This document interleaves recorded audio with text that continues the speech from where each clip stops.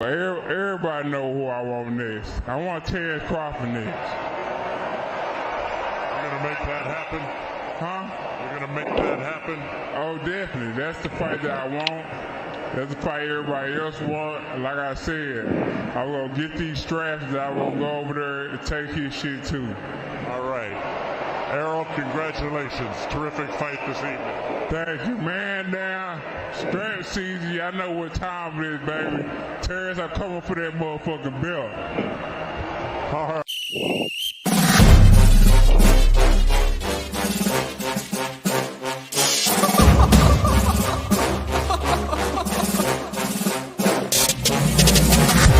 I'm not catching fades anymore. Gotta keep my hands clean when they come for the ball. Keep it smooth like a dawn, making moves in the dark. Cause I learned how to swim in the pool full of sharks. Now they coaches, cause they can't read all his motions. How the kid never switch codes, but he codes with focus. Staring down your team with a frozen, ice cold look that could end the summer solstice. Cause I'm more like the top dog. Keep on running game in the gang will it cost y'all. I be calling plays from a plane while I'm off court. But we ain't the same, you a lame, I'm a mob star. Actually, I'm a top dog on a stat sheet. Off court, but I call plays for the athlete. Laughing when the cop cars try to catch me. Cause I rolled off in a taxi. Put my feet up, I'm relaxing. Singing Figaro with no accent.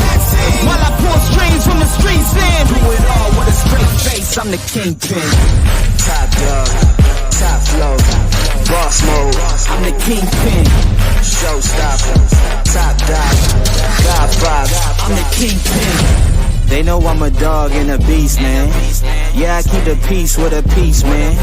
I ain't got no time for appeasement. Why would I respond to a pawn? I'm the... Hold up. If I let my dogs off the leash, then you might want to get out of Dodge by the evening. Honestly, think it's not the blood and the beat, and they don't leave anything behind at the evening. I can see you soft, never thought about retreating. If you never have, then they'll give you a reason. Better watch your tone, lose your bass when you speaking. Underneath the mask is the wrath of a beast. When you learn how to smile in their face, then go cutthroat. Then they wanna call you a con when the blood cold. I remember starving while y'all had a truckload. Now I'm with the mob with the call and the gusto. I'm a top dog on a stat sheet. Off court, but I call plays for the athlete. Laughing when the cop cars try to catch me. Cause I rolled off in a taxi. Put my feet up, I'm relaxing. Singing Figaro with no accent. While I pour strings from the streets in. Do it all with a straight face, I'm the kingpin. Top dog, top flow, boss mode. I'm the kingpin. Showstopper, top dog, Godfather. I'm the kingpin. What up? What's going on, everybody? What's going on in these YouTube streets? God damn, I come back out the Utah mountains. You know what I'm saying? You know, I'm like, I come back to a goddamn tornado, bro. You know what I'm saying? Blue blood getting cooked over there on everything boxing, bro. Bro, he actually pulled up, you know what I'm saying, into a lightning storm, and that motherfucker got struck about 500 times over there, man. And, you know, I'm not one for drama and all that bullshit, but, he asked for it. You know what I'm saying? What's going on? Let me call my people out before we get started with this. Go Flow, what's happening, my brother? Greeks with fire, what's happening? Let's see, Keith Perry, you know, salute, bro. Omega Red in the building. What's going on, Mr. Calvin Ringo? What's happening, my brother? J Wash 4, what's happening? Film Study, what's going on? Zacharias, Zach B, what's going on, bro? You know what I'm saying? God damn. I'm talking about, bro. Blue blood, you know, I was watching everything boxing. You know what I'm saying? I'm out eating and everything, you know. I just got in today, by the way. You know what I'm saying? Finally got some good Wi-Fi so I could do a show. And man, I'm talking about, you know, they were like really, you know how everything boxing, you know, he's staying on the square and everything and money. And, you know, Blue came up in there with manager Marty, all of them right there, ready. You know what I'm saying? And, you know, they're not going to fall for Blue Blood tactics. Y'all know how he get down. You know what I'm saying? He like to control the narrative and overtalk motherfuckers and, you know what I'm saying, try to have you answer questions and all that bullshit so he can control shit. And, you know, of course, them two dudes, they ain't having it. You know what I'm saying? They're not falling for that bullshit. It was like they talked to him like a straight nigga. You know what I'm saying? It was just like it is what it is. It's like, hey man, cut the bullshit, man. This is what we're saying. And what's up now? The whole video thing that they was talking about, you know what I'm saying? They were saying how he rearranged their videos. You know what I'm saying? I don't really watch enough of Blue. I had to stop watching Blue shit. You know what I'm saying? So I really didn't know, you know what I'm saying, that he was doing a lot of that.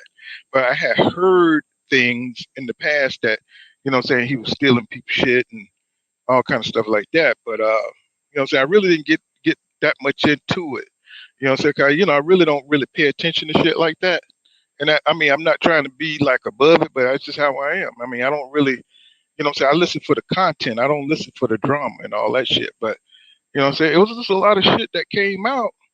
And I was like, man, you know, we held Blue Blood in such high regard, man. It's like that tells you right there, you know what I'm saying? You gotta watch who you idolize, bro. You know what I'm saying? You know, you put people, you know what I'm saying, you know, above you. What's going on, Renee Box Young? What's happening? Y'all subscribe to Renee Box Young. What's going on, Jonathan Parks? So you got to be careful who you idolize in this shit. You know what I'm saying? Because it's supposed to be fun. It's a boxing talk. We all boxing fanatics, and you know what I'm saying. You know, Blue Blood just, you know, I feel like he started feeling himself, and like he took the Bob Arum approach to the shit. Well, Bob Arum said that fans are like, you know what I'm saying, what he says, like stones, you could roll them anywhere or some shit like that. And basically saying that boxing, you can just control us, you know what I'm saying, any way you want. You know what I'm saying? You know, you draw us in and we're gonna be there. The hardcore boxing fans, you could just control us, you can manipulate us any kind of way, like we don't have no minds, like we have no choice or no say in this shit, bro. And I'm like, bro, you know what I'm saying? All that double talk, bro. I mean, it sounds good, bro. You know what I'm saying? But you know, you can't say that you're sitting, you know, that the lawyers told you shit and acting like you're more involved than you are. And even if you was, nobody, you don't use that to bolster your position with the people. You know what I'm saying? Because people are gonna hold you accountable to the things you say. And Blue Blood, you know what I'm saying? When he said something at one point in time, that shit was written in stone when Blue Blood said it. But now he's more of a he seemed more of a YouTuber with no credentials or some shit because it looked like he's just willing to say any and everything now. You know what I'm saying? So, you know, even Fanon got in on the act. And you know, Fanon usually stays up on Mountain Olympus and shit, you know what I'm saying, and do his own thing, which I really admired him for that, you know what I'm saying? Because he kind of got away from the drama side of all this shit when he was going through it, you know what I'm saying, with the LDBC. And he, you know, he just made his own lane, you know what I'm saying? And that's what Mark, we make our own lane, you know what I'm saying? You know, if it's too much drama going on over here, you just make your own lane, bro. You ain't got to be forced to deal with nobody you don't want to deal with. What's going on, everything boxing? I heard your live, bro. Y'all cook like a motherfucker over there, man. I was like, God damn, man, y'all cooked the shit out of Blue. And he deserved it. Because when you're condescending, you know what I'm saying? Everybody in here from all walks of life. You got professionals in here, street niggas up in here. You can't outsmart everybody, bro. You know what I'm saying? A bunch of double talk and a bunch of, you know what I'm saying, I was here at the damn meeting and all that shit. He thought he was gonna get out of that shit. No, bro. He wrote the tape on him and he said shit. He was in on the call. What the fuck does that mean? You know what I'm saying? So, you know, for me, it was a letdown to show you how Blue kind of works.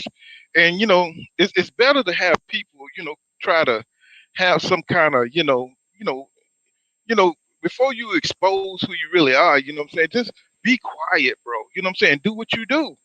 You know what I'm saying? Don't be sneak dissing. I thought he was above that kind of shit. He's a triple OG. You know what I'm saying? Like me. You know what I'm saying? Don't be sneak dissing motherfuckers. You know what I'm saying? Or if you're gonna diss somebody, just come out and say what the fuck it is that, you know what I'm saying, you got a problem with.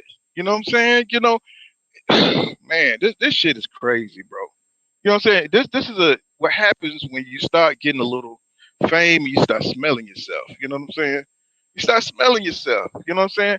Like over here, bro, I don't do this shit for clicks or subs. I do it because I like talking boxing with people with boxing knowledge. You know what I'm saying? And we discuss boxing, and that's all it is for me. You know what I'm saying? What's going on, Dub? Right side in the building, respectfully. What's going on, Trey? What's going on, Marvin Banks? So your boy, you know what I'm saying? He looking bad out here in these streets, bro. I mean, yeah, you could defend Terrence Crawford. Nobody cares about you defending Terrence Crawford, but goddamn, every time somebody say something about Terrence Crawford, here come your ass like you're a goddamn lawyer. You know what I'm saying? And then you want to tear down everybody like you're a tack dog or some shit, like you Terrence Crawford tack dog. And I'm just like, Blue, what's going on with you, bro? I mean, if that's what you want to do, you know what I'm saying? I'm not saying shit against that. That you can do what you want to do. You're a grown ass man. But we looked at you like you was a boxing reporter, right? That's how I looked at him, you know what I'm saying? Because, the man had solid shit because he was trying to be fair and balanced. But now, you know what I'm saying? Since he been with BLK Prime, you know what I'm saying? The dude has got a whole nother swag, you know what I'm saying? Now he's like Terrence Crawford personal, manager or some shit. And that's what he's trying to seem like he's come off. And, everybody was rooting for Blue to be in the business. But if this is the way, the business, changes you, I don't want no part of that shit. You know what I'm saying? I don't want no part. If I got to trade my integrity, I understand that you can't say bad things about Terrence Crawford, but report the news honestly. You know what I'm saying? That's all we ask. You know what I'm saying? Report the news honestly. You know what I'm saying? Be fair and balanced like you used to be. You know what I'm saying? Don't come in here, you know what I'm saying, acting like everybody's stupid. We hate ourselves as black people. You know what I'm saying? We got self-hate. We don't want to see nobody. Man, fuck Terrence Crawford. He didn't sign the goddamn contract. You know what I'm saying? Nobody gives a shit about a coward that got a belt. Now, I don't want to hear about no they ain't paying him right or the contract, was late and all that shit. Nobody want to hear all that stupid ass shit, bro. This man has been selling out for 5 years, acting like he want to kick down PBC door and beat everybody ass, right? And we know that's bullshit, bro. That's what that is. You know what I'm saying? We see all the other fighters are starting to get it on now. You know what I'm saying? We see Yard and Better Beef about to get it on. You know what I'm saying? We see Plant about to get it on. We see, we see David Benavidez, you know what I'm saying? Everybody's starting to get their shit going. You know what I'm saying? Except we can't get this one fight at 147, you know what I'm saying, between the two best welterweights. The fight that everybody want to see. They can't seem to get that fight going, right? Because this weird ass nigga from Omaha who want to act like he's special. You know what I'm saying? Yeah, you're a special fighter, bro. You can fight. You know what I'm saying? That's why everybody want to see this fight. But now you taking this too far. You know what I'm saying? You done backed out to fight a dude that's beneath you. You know what I'm saying? In the rankings. You know what I'm saying? Something that we've never seen in boxing before. You know what I'm saying? And they're making a mockery of the sport. That's why everybody's so damn passionate about this fight. But all the propaganda on the Terrence Crawford side it's really annoying, man. You got people like really, going out their way to study talking points to make up. It's going into contract negotiations, you know what I'm saying, that this man didn't sign but said he agreed to everything, right? It's like, bro, don't walk me around the block, bro, and talk to me like I'm dumb. You know what I'm saying? Because we know that you fought David Avenesian, bro. So you didn't agree to shit. You didn't sign nothing, bro. You know what I'm saying? So, we've been watching boxing for years. We know when somebody agreed to everything because they fight that nigga. You know what I'm saying? They fight them. Once they sign the contract, the fight is going to happen. Just like Ryan Garcia, he just signed his contract with the fight Tank, right? So, we got what's his name, Roland Ramiro out here talking about Ryan Garcia punch harder than Javante Tank Davis, and it's a bunch of, you know what I'm saying. I mean, yeah, you can say that, you can say what you want to say, but bro, you know what I'm saying. Let's keep it real, bro. You know what I'm saying. Let's just keep it real. You know what I'm saying. That's all I'm saying about all this boxing content creators. You know what I'm saying. That's out here. Everybody got their own style. We all got our own style. You know what I mean? Everybody do it in different ways. You know what I'm saying? But one thing about it, we all love this sport. You know what I'm saying? And when you look at it, some people they've sold their channels out. You know what I'm saying? I listened to Key, You know what I'm saying? Now he's always been a Crawford lover, but damn, now he's a damn Crawford dick rider. You can't even watch his videos without him capping for goddamn Crawford. You know what I'm saying? And it just don't make no sense. One guy is trying to fight the real fights. They're trying to fight the tough fights. And when you come out here lying, saying, that this man ain't who he is, who he's shown us for the last 5 years, Aerosmith Jr., I'm speaking of, going out here trying to fight the champions, trying to fight in a traditional boxing style. But you can't really, what I'm saying? The perception get smeared when you got so many motherfuckers spreading misinformation out here, bro. You know what I'm saying? We know that Aerosmith Jr. is the big fish at 147 division, right? We know that he's the best, right? We know he wants to fight the best. So what is Terrence Crawford people talking about? All they do is get on here and they just do a bunch of insults and a bunch of capping all goddamn day. You know what I'm saying? Nobody got time for that, bro. You know what I'm saying? Why is this old ass nigga not signing the contract? He getting older every day. You know what I'm saying? Who wants to see Terrence Crawford get knocked out at damn 36 years old? Right? You know what I'm saying? At some point in time, you know what I'm saying, he's got to know that he's got to face Errol Spence Jr. this year. He can't fight Errol Spence Jr. next year. But see, but that's why we say that Terrence Crawford don't want this fight, because he better jump. Time is not on his side. You know what I'm saying? It's on Errol Spence Jr.'s side, right? So we already see he was happy to fight David Avanesian. He don't want no higher level competition than a damn David Avanesian. You know what I'm saying? And I'm tired of that shit, man. I'm tired of his people capping for him and lying and shit and trying to twist the facts. And I'm like, bro, it's no use of going back and forth with you, because you can't back a duck, bro. You can't back somebody who just ducked, you know what I'm saying, the biggest fight in boxing history, bro. I ain't gonna say the biggest fight in boxing history, but the biggest fight in boxing history in 40 years, let's say it like that, right? And he's not up to the challenge. It is so sad to see two of the great biggest, you know what I'm saying, the best of the welterweights, and one of them don't want to fight. Bro, you can't make this shit up. I said, only in our boxing era we're gonna get let down. This is the era of fucking trolls, bro. That's why I fucking hate trolls, because they don't stand for shit, bro. That, you know what I'm saying? Terrence Crawford ain't but a big ass troll. Let me read some of my people comments. What's going on? Dub, everything. Boxy said, appreciate you. Yes, sir. Appreciate you, bro. The way you broke it down to Blue, you handed him like, God damn. Nigga, it was no reverence or nothing, nigga. You just fucking just straight took it to his ass, nigga. You know, say, hey, that's one thing I love about everything boxing, man. He don't hold back shit. You know what I'm saying? He be real with it. What's going on? Let's see. Dub says, talking to Omega Red, and Renee Box Young says, facts. I do this for the love of the sports and avoid the drama as much as possible. Me too, man. You know what I'm saying? But you'll learn, Renee. You know what I'm saying? On this side of things, bro. Hey, you can't avoid it. We passionate about this shit over here. So Omega Red says, Dub on the panel. He says restrictions. He says, poor counter, he talks too much. And Jonathan Park says, you are on point. He said, we smell him now and we don't like the smell. Yeah, man. It's like, bro, I don't get that shit. What's going on, Master Khalid? Says they smoked that blue blood pack today. Man, did they, man? I'm talking about they tore his ass up, bro. And I was just like, Brian, you know what I'm saying? And, it wasn't nothing like, I didn't feel shit, you know what I'm saying? Because I was like, man, he deserved that shit, bro.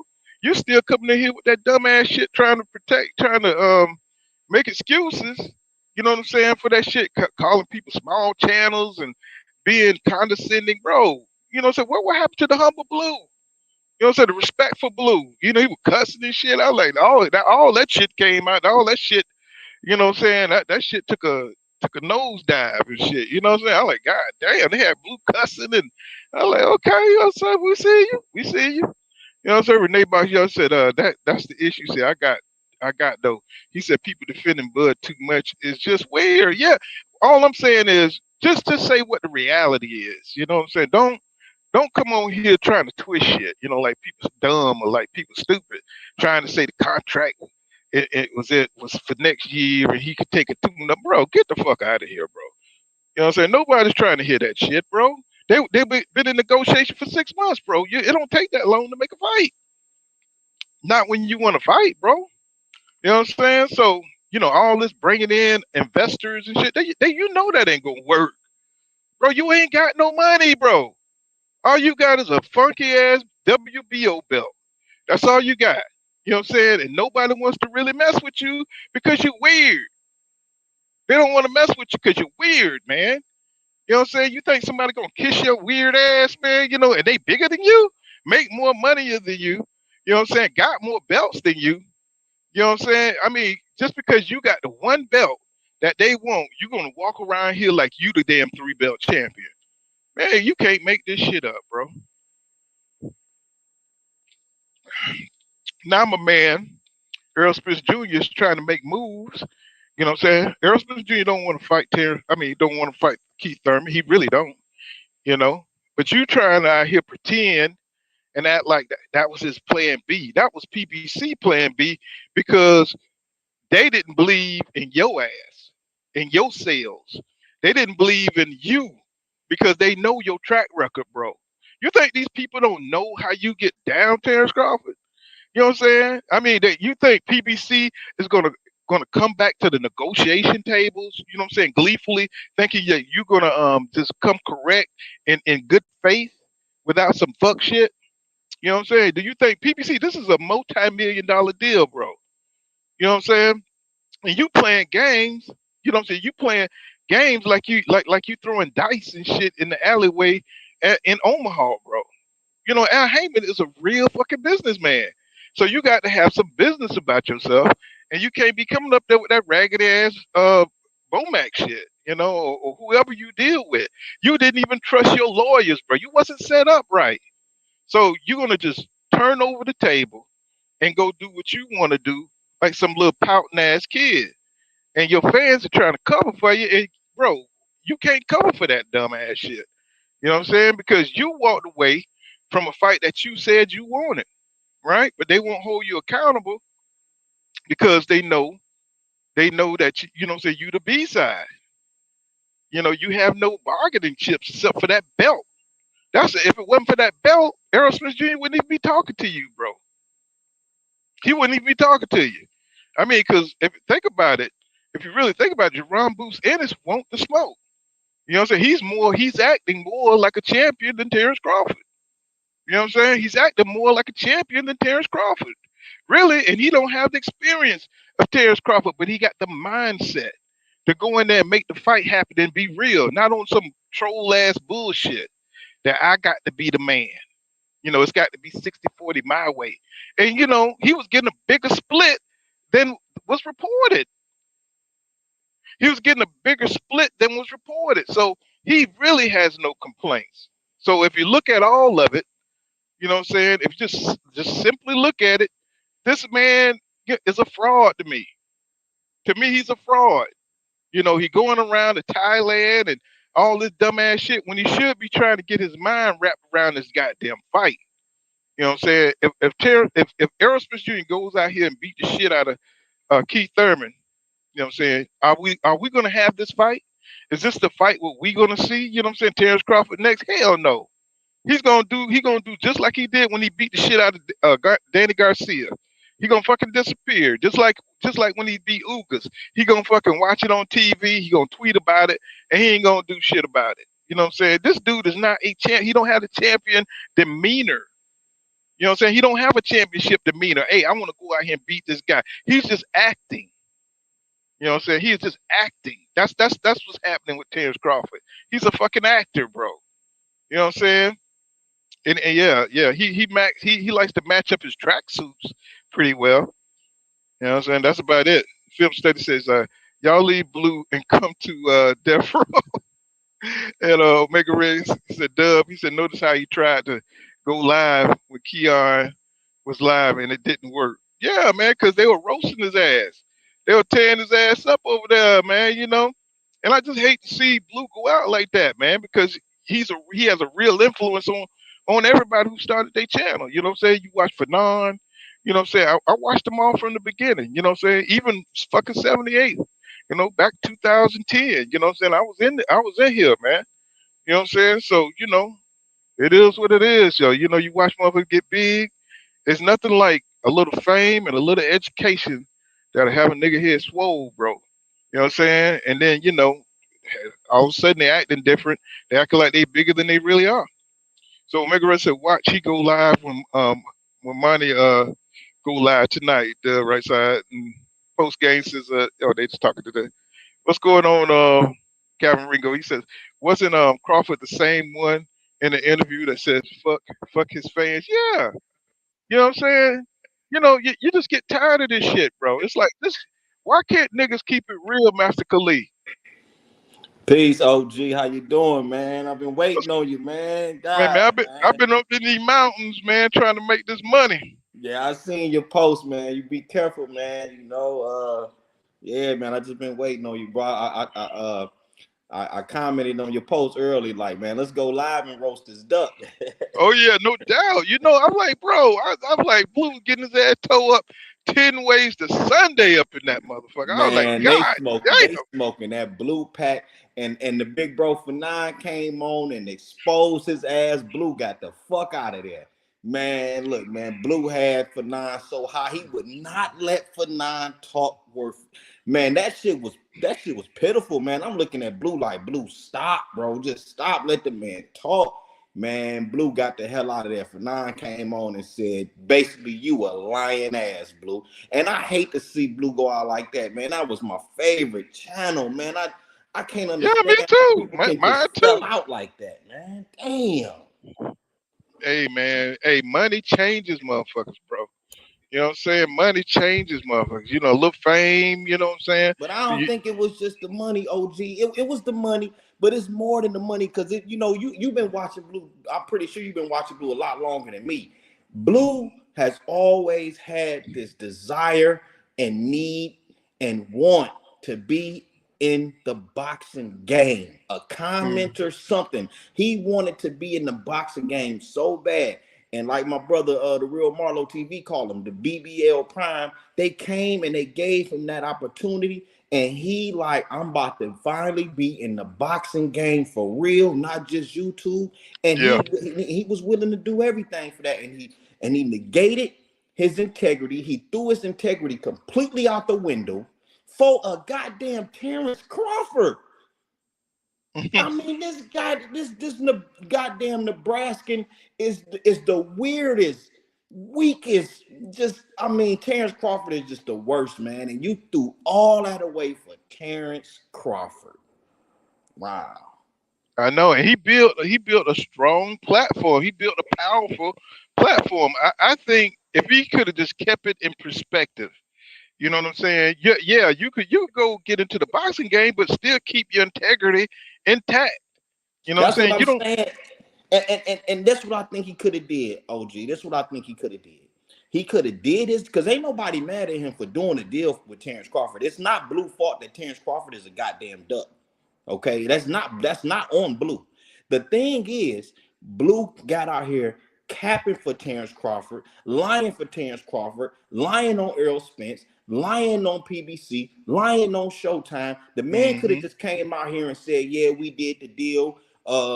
And that's that. I'm not gonna speak on if he ducked or he didn't. He could have just kept it simple like that. But you want to get out here and completely cap for this dude. And then when Earl and Terrence had that little Twitter war, this dude Blue, this is when I finally unsubbed to him.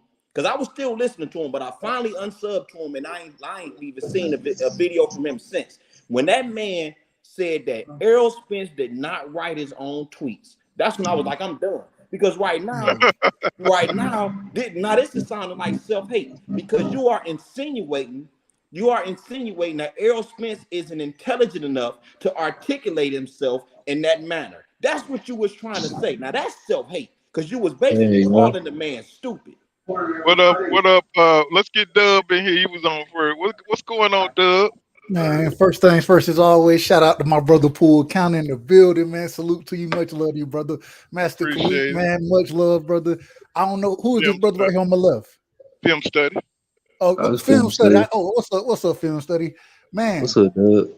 First things first, man. God damn, bro. What I seen today was I know, man. I was like, what the hell's going on? I come back, I'm like out the mountains, and I'm like, what the hell happened? What Man, happened? listen. Who It, got it, it, it, diabetes? it happened the way it was supposed to happen, man. Yep. And shout out to my brother Keon. God damn. He did it the right way, bro. He went ahead and said, "Okay, you want to do this? Let's do it." You feel me? We gonna do it then. And I feel like this was something that was needed. If you notice, I just want to hit a couple points real quick. If you notice throughout that conversation, there was two things that really stood out to me. The first thing is how, well, three things. The first thing is how he tried to, well, I didn't say I met with the lawyers. I was on the phone, but well, that ain't what you said though. That's not what you said. That's the first thing. Then you want to fast talk your way through it. Okay, cool. Then I watched this man admit he admitted when Money asked him, Money said, "Man, you make a video to rebut or to debunk Keon video?" And Blue said, "Yes, I did. Yes." That's the second thing. The third thing is you telling us, and I'm glad Fanon got up there to clarify, you telling us when you get to a certain level that you can tell who is flagging your stuff. And clearly that is not true. And so now you sitting here and you saying that this man done did something with no receipts, but you saying the people they done sent you the information, YouTube done sent it to you. So if YouTube sent it to you, you got the receipts. Prove what you're saying. Don't just get up here and cap and expect us to believe you. That's what I kind of realized when he did that. And then he started to try to change the subject, right? But the thing is we done been over rocking with Blue for so long. You feel me? We've been rocking with him. He feels like he can tell us anything now. He done got to the point he feels like he can tell us anything, and that's what I said. Bob Aaron. Just because he tell us he's the authority figure because we follow his channel, and so he can tell us whatever he want, and we need to believe it without the proof. That's what it came down to, and it was good to see it to play out the way it did with Fanon jumping on. You know what I'm saying? Showing, hey, you're not gonna overtalk me. Hey, I got 100 subs too. We started together on this shit, bro. We're not gonna do that. And also with the brother, what's his name, Marty. I believe manager Marty, Mark, whatever, the great brother there. Hey man, shout out to him, you know what I'm saying, standing on his square. Money Brown, you know what I'm saying, you had solid brothers saying, look man, this shit was almost an intervention, bro. That's what that shit, it felt like an intervention going on with the great brother Blue. And so, man, it was sad to see, but at the same time, it was very necessary in my opinion. Yeah, I agree. What's up, Film Study? What you think about all this, bro? Man, I just think it's funny, man. Like Bud, he didn't like the time that Bud fought David A. He didn't give like Blue Blood no interviews, and like Blue Blood, he still like defending this dude. Like I don't know, man. It's just comedy. What's going on, John Norrie? What's happening, bro? What's going on, Paul? Man, I was dealing with some business. I didn't get a chance to see the whole video. I'm just checking the highlights right now. But I was talking about this on Knockout channel, man. This is bound to happen. The boxing YouTube community, we can't go back to the cap. It's over for all that. The narratives and everything is over for that. We know the truth. Yeah. You got to stand for something, bro. You got to stand on the truth, man, or you got nothing. Boxing is a very simple sport, bro. It's very simple. You know what I'm saying? You got two guys who want to fight, or you got one guy who don't want to fight and the other guy who want to fight. So exactly. So it's like, why do we got all these lies and shit going on? Now, I know there's money behind it. I know there's money behind these videos. There's money behind these channels, and that's the problem. See, when you get too big, you get too big to fail. So now you got to keep on finding content that's not there. You know what I'm saying? You got to keep on, it's only so much shit that's happening in boxing. Unless you behind the scenes and you can actually, go, get somebody to come on your channel and all this other stuff, right? But when you get so big, you got to continue to feed that monster, and it's like he done got so damn big that now he can't stop.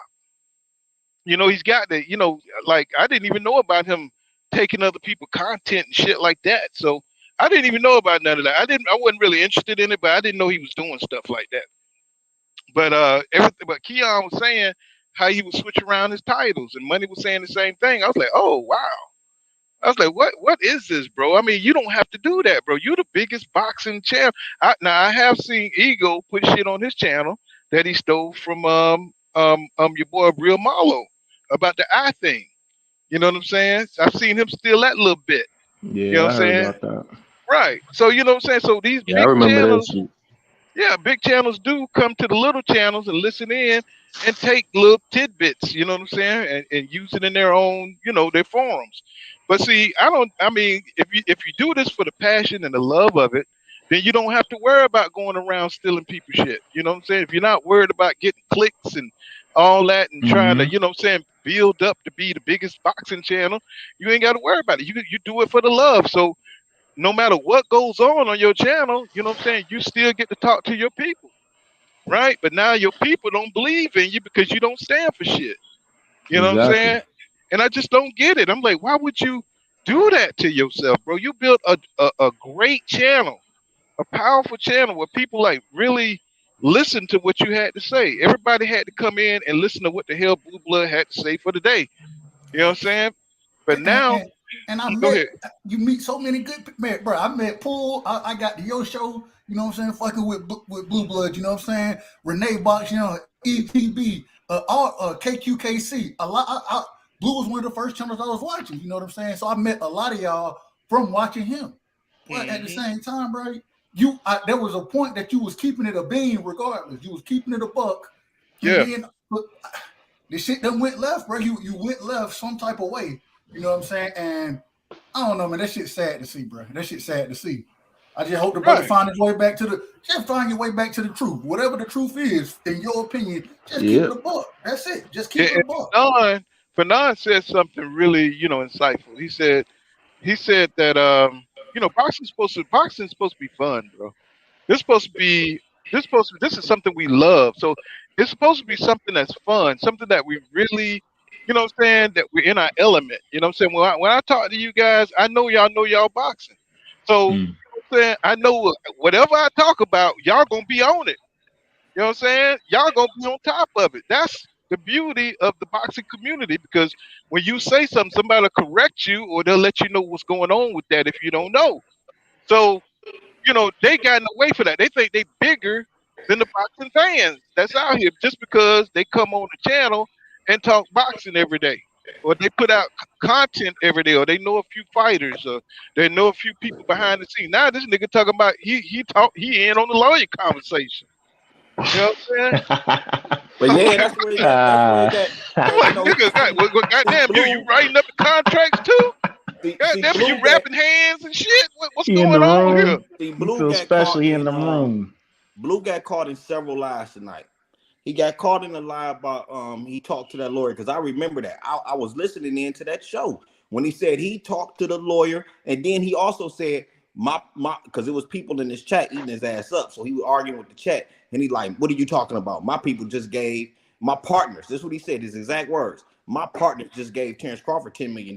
What are you talking about? So, and I was there when he said he talked to the lawyers. He was like, I talked to the lawyers. They told me this, and the PBC ain't got the money, and all of this shit. Like, he was pushing that. And then he got caught in a lie about accusing his brother of being some type of snitch. You know what I'm saying? Because Right. and Keon said it. Keon said, listen, man, in these YouTube streets, bro, when you flag somebody page and shit like that, bro, that's like going to the police. You know what I'm saying? So you putting that type of jacket on that brother, and then you come in here without the facts, and then you still trying to stand on it. And then Fanon came and it just destroyed him, bro. So he got caught in so many lies tonight, and I'm pretty sure he probably lost some more subscribers tonight. You know what I'm saying? I haven't seen this show, so I don't know how his views be no more. But I'm pretty sure he done lost a lot of viewers. But isn't it scary? But isn't it scary how you can follow somebody for this many years, and they give you off a certain persona where they're humble, they're dignified.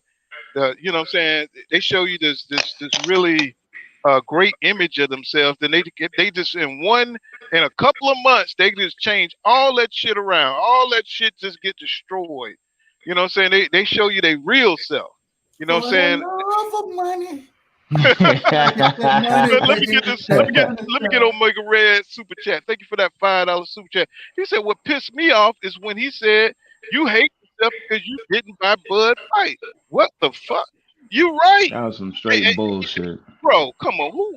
Because you didn't buy that bullshit? Because you didn't buy that bullshit, bro? Come on, That's man. my favorite fighter. I ain't buy that bullshit. Fuck bro, that. I don't give a fuck if it was if it's a Earl Spence Jr. If he was fighting somebody I didn't want to see, nigga, I don't hate myself because I want to see that bullshit. If he was fighting David Avenesian, I don't want to see that bullshit, bro. And I don't hate myself.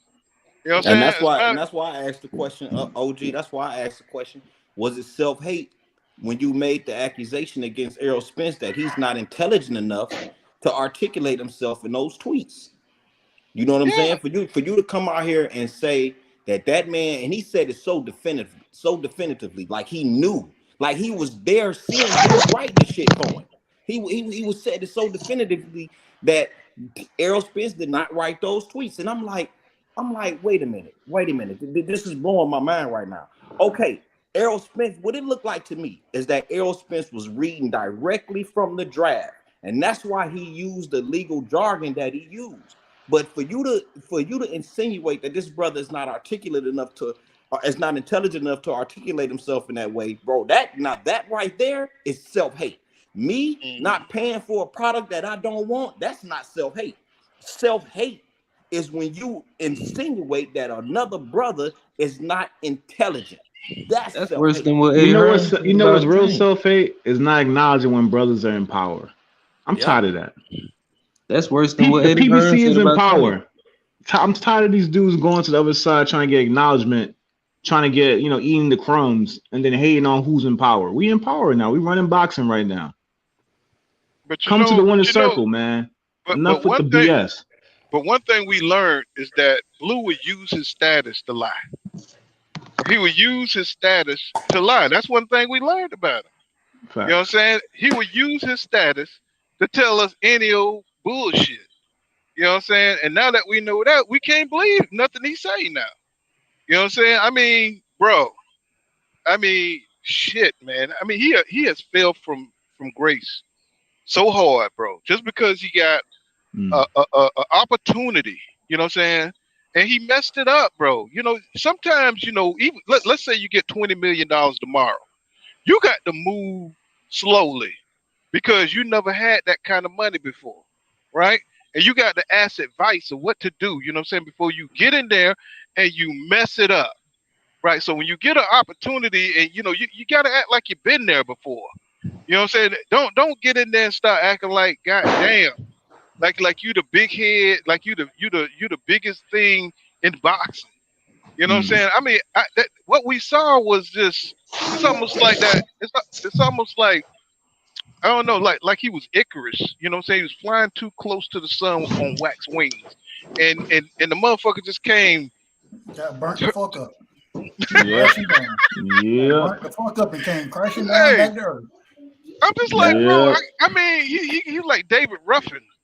You know what I'm saying? Motherfucker got like David Ruffin and shit. Like Humpty Dumpty all over again. That Took you back to motherfucker, preschool.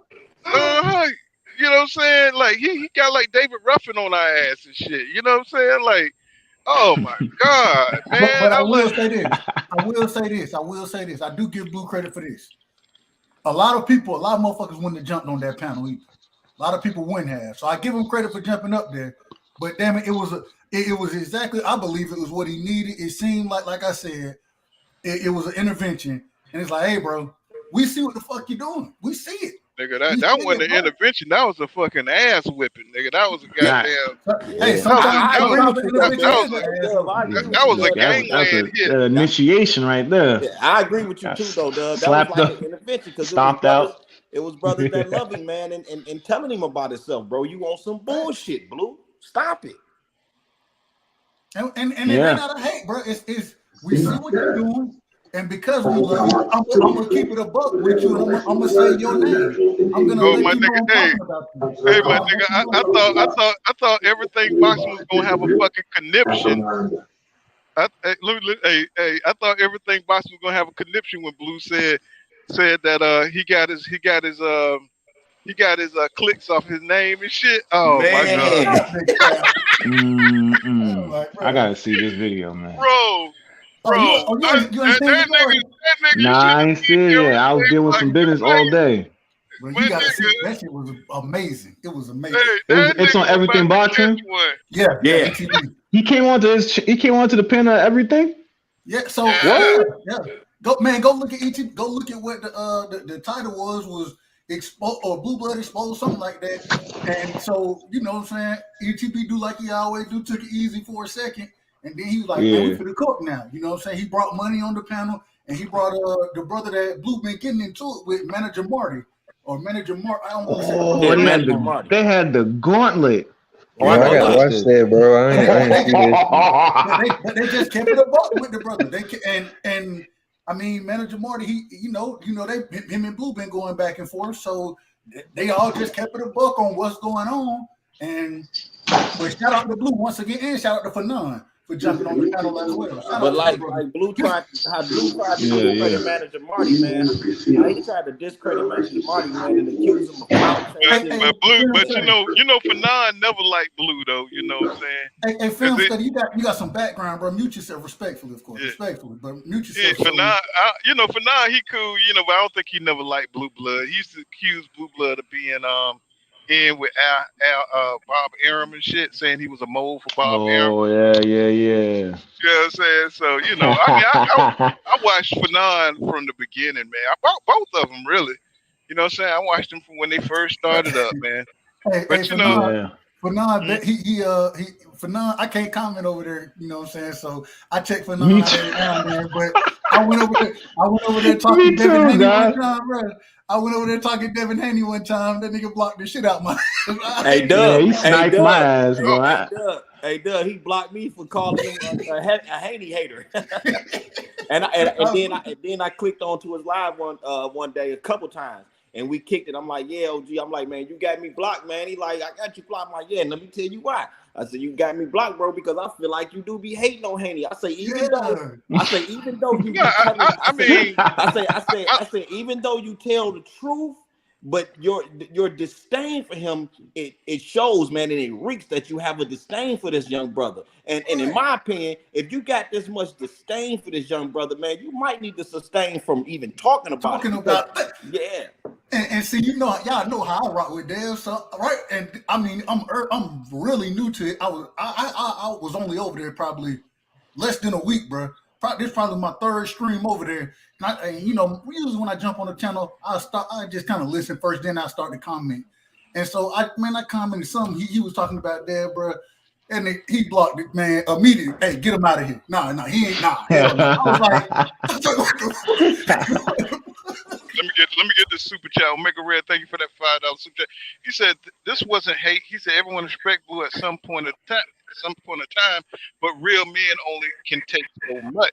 And I agree with that. You know what I'm saying? We're not gonna sit up. I mean, everybody here, I mean, you got people who graduated from different levels of life, bro. You ain't the smartest dude in the room, bro.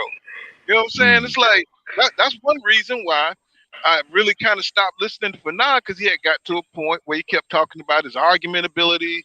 He kept talking about how much he can out argue people, and I was just like, bro, get back to the boxing, bro. Fuck these trolls. You know what I'm saying? You don't have to engage those trolls. They was like taking over at one point. I love the way he breaks down things. I love his boxing talk, but his ego. So at some point in time, you got to control the ego. Once you start growing on these channels, so that's why I don't care about getting big, because I think the ego gets in the way when you care about that kind of stuff, and you start trying to compete with all your fellow creators, and that creates, a little bit of hatred or whatever. You know what I'm saying? Yeah. The brother Fanon is very arrogant. I love his show, but he's very, very arrogant, man. You know what I'm saying? But I love his show. You know what I'm saying? I still watch, man, and I still admire the older brother, man. But yeah, man, God, I don't mind his arrogance, but at one point he used to talk about how smart he was, that he could just destroy you. He could make you destroy yourself because he was so damn intelligent. I was like, I can't listen to this bullshit. Yeah, that's the arrogance, man. I kind of had to let him go for a little bit after that too, especially when he sniped me. And he kind of went on the dark side. He started going off for a long time. So it wasn't until recently I got back to listening to him again. He's kind of calmed down and chilled and got back to his his old, where he not as humble as he started, but you know what I'm saying? He doing his thing now. He is a Yeah. lawyer, so he's gonna do it the way he do it. But I like the way he Yeah. breaks down things, but until he start getting on that argument, I could beat you in the argument shit. You know what I'm saying? I was like, okay, All that all right. compensating is too much, man. Too much, Well, man. I'm like, I gotta damn, wipe bro. my screen with all that compensation. It's like, relax, Negro. But it's almost like it's almost like it's a fraternity type of boxing channel, Yeah. like where status counts, like what I'm saying, all that kind of bullshit. Like, man, dude, this is we boxing fans, bro. This is not a frat. You know what I'm Hey, saying? this my brother down in the corner. This my brother that hate Errol Spence's guts, ain't it? Oh The, no, ain't no. That ain't the brother. No, Oh, no. I know who you talking about. I can't call. I think it'd be Combat Sports be coming up in here with another name or whatever. But nah, the brother. You know the brother that want Errol to fight Boots real bad. yeah, that's him. That's him. I be yeah, calling him Combat Sports. he a Boots fan now. Yeah. He can't Hey, stand Boots Errol. gonna get. Because they see how now you're gonna see a lot. Boots gonna gain a lot of fans. Yep. Because off of Terrence Crawford, because he's 30, he's 35, going on 36, and he's not a factor anymore, bro. He's going downhill now. It's like you Yeah. know what I'm saying. So once he get his ass towed up by Virgil Ortiz or somebody like that, you know what I'm saying, it's gonna be a wrap for him. But Or he it's the hate for Errol though, Paul, because it ain't really gonna be that they gonna be fans of Boots. It's gonna be they hate for Errol, and they just want to see Errol lose so bad. I don't understand that shit though. That's like the most psychological retardation that I've ever seen in my life. You know what I'm saying? If Yeah. you got I mean, yeah, you would hate a fighter if they were arrogant and they were acting stupid like Adrian Braun or something like that, and they would lose. I mean, you know what I'm saying? Errol Spence Jr., he goes out there and he try to fight the best, even if he's, after a car accident. You know what I'm saying? He does. He is the Yeah. You gotta quintessential respect fighter. that. I mean, he's the That's what I'm quintessential. saying, man. Errol is the only one of the only fighters, man. Errol and Devin Haney, man, they is the fighters, and I'm gonna say Shakur Stevenson. They are the fighters that we have, bro. That's trying to get Right. the best fights, man. Errol is telling you, I'm not taking no tune-ups, man. I'm going after the champions. I want the best fights, man. And then you got suckers like Terrence Crawford that refuse to fight he refused to fight the best. Every Mm-hmm. time it's a chance for this dude to get in there with somebody, it's always a problem. You know what I'm saying? But the ESPN and the Top Rank boys, they done filled his head up with this bullshit about him being the best fighter in the world, that he wants to hold on to that so bad, so he's not even going to take a chance to fight somebody in a 50-50 fight. And he said it himself. I've never been in a close fight, which he lying because Sean Porter was whooping on his ass, but Sean Porter ain't really show up that night. But this guy refused. He refused to get in there with somebody that he can possibly lose. Because he think he's the Black Canelo. See, he think he can do what Canelo do. See, Canelo, he knows he's full of shit, but he got a fan base that support him. His fan base is bigger than Terrence Crawford. He sells shit, right? He actually sells, right? So he can do all that dumbass bullshit where he don't fight nobody. He get away with it. But if he had fans, if he had black fans, and I hate to see black fans, I hate to see Gervonta Tank Davis talk about he like Canelo. Bro, that pissed me off so goddamn bad, bro. You know what I'm saying? Because what it implies is he gonna do just like Canelo. You know what I'm saying? Hopefully like not. Yeah. Right. I hear that. Go ahead, sorry. Mm-hmm. Go ahead, bro. Yeah, man, I hear that with you know what it is? As a Bud Crawford fan, I gotta stick up for this guy. Damn. I think he got the goods. Kick the fuck off. Go ahead. No, I'm just playing. I think he got the goods, but damn, man, this guy don't want to fight nobody. And I'm not trying to defend that duck shit, man. You gotta fight somebody. You can look however you like however you look against the third string talent. Those are the B fighters, somewhat A minus fighters. You can look the way you want to look. You can have the eye test and look, what I'm saying, look pound for pound. That's all good and gravy. But if you don't take the 50-50 fights when they come to you, that's a problem. People are gonna remember that. They're not gonna remember you beating Postol. They're not gonna remember you beating Gamboa. They're not gonna remember you beating all these other lackluster fighters who are not gonna be remembered in the annals of history. They're gonna remember you ducking Errol Spence, bro. Yeah. If anybody in Crawford's camp is listening to this, that's what they're gonna remember, bro. They're not gonna remember ESPN's pound for pound list that came out in 2017. They're not gonna remember you getting fight of the year. They're not gonna remember no ESPYs. They're gonna remember you ducking Errol Spence. But the only thing that Terrence Crawford care about is that he's going to remember that. Terrence Crawford is one of those type of guys. He don't give a fuck about his fans.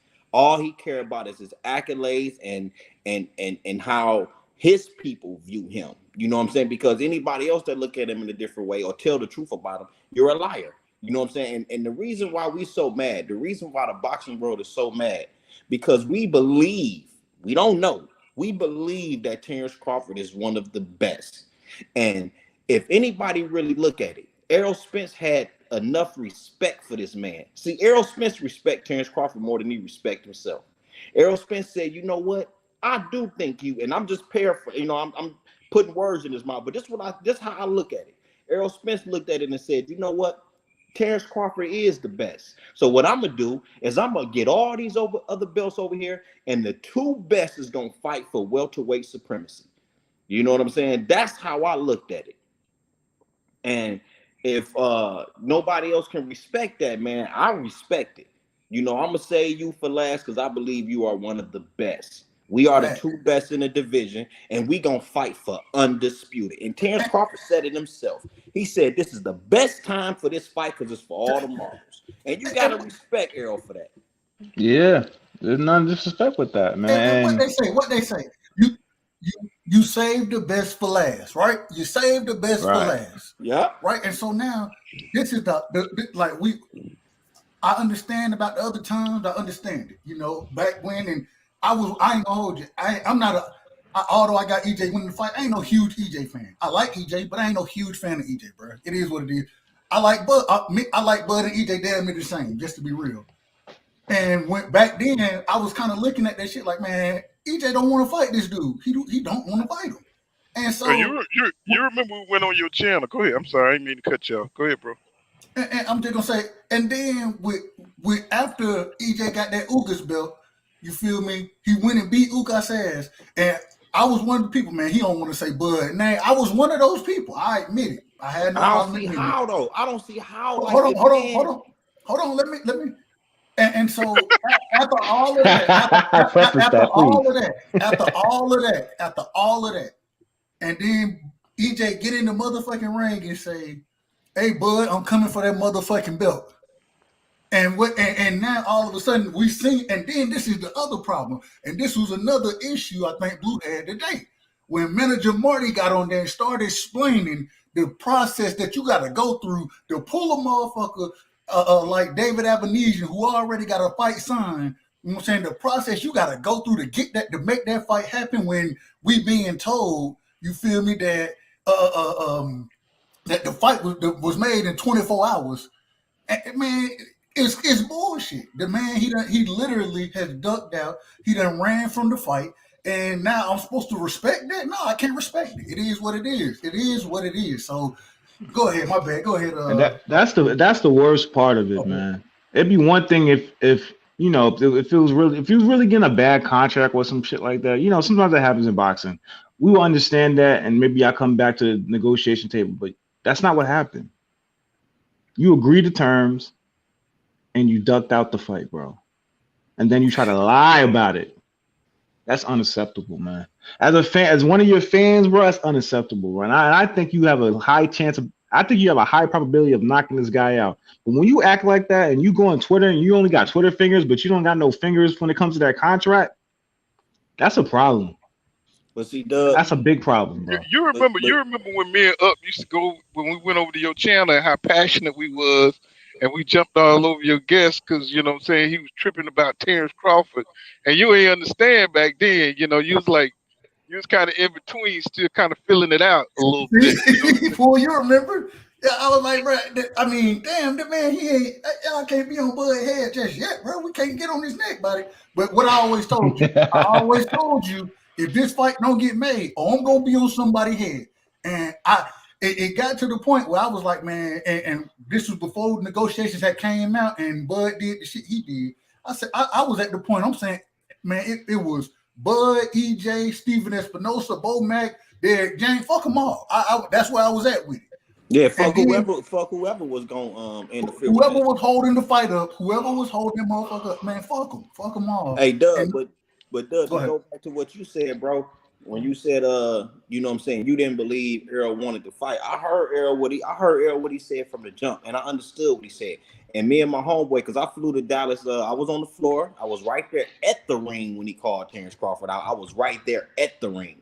And me and my homeboy, because my homeboy live in Dallas now, you know, I'm in Detroit or whatever. So I flew down there and whatever, and we went to the fight. But I told my man, he said, because you know everybody's saying he won't say Bud name. I say the man keeps saying he won't undisputed. He keeps saying he gonna get that last belt after the Sterling. Like he don't have to say the man name. We know who got the belt. But me and my man, he almost betted me too. I say, bro, I bet you 100, bro, that he gonna call that man out in that ring.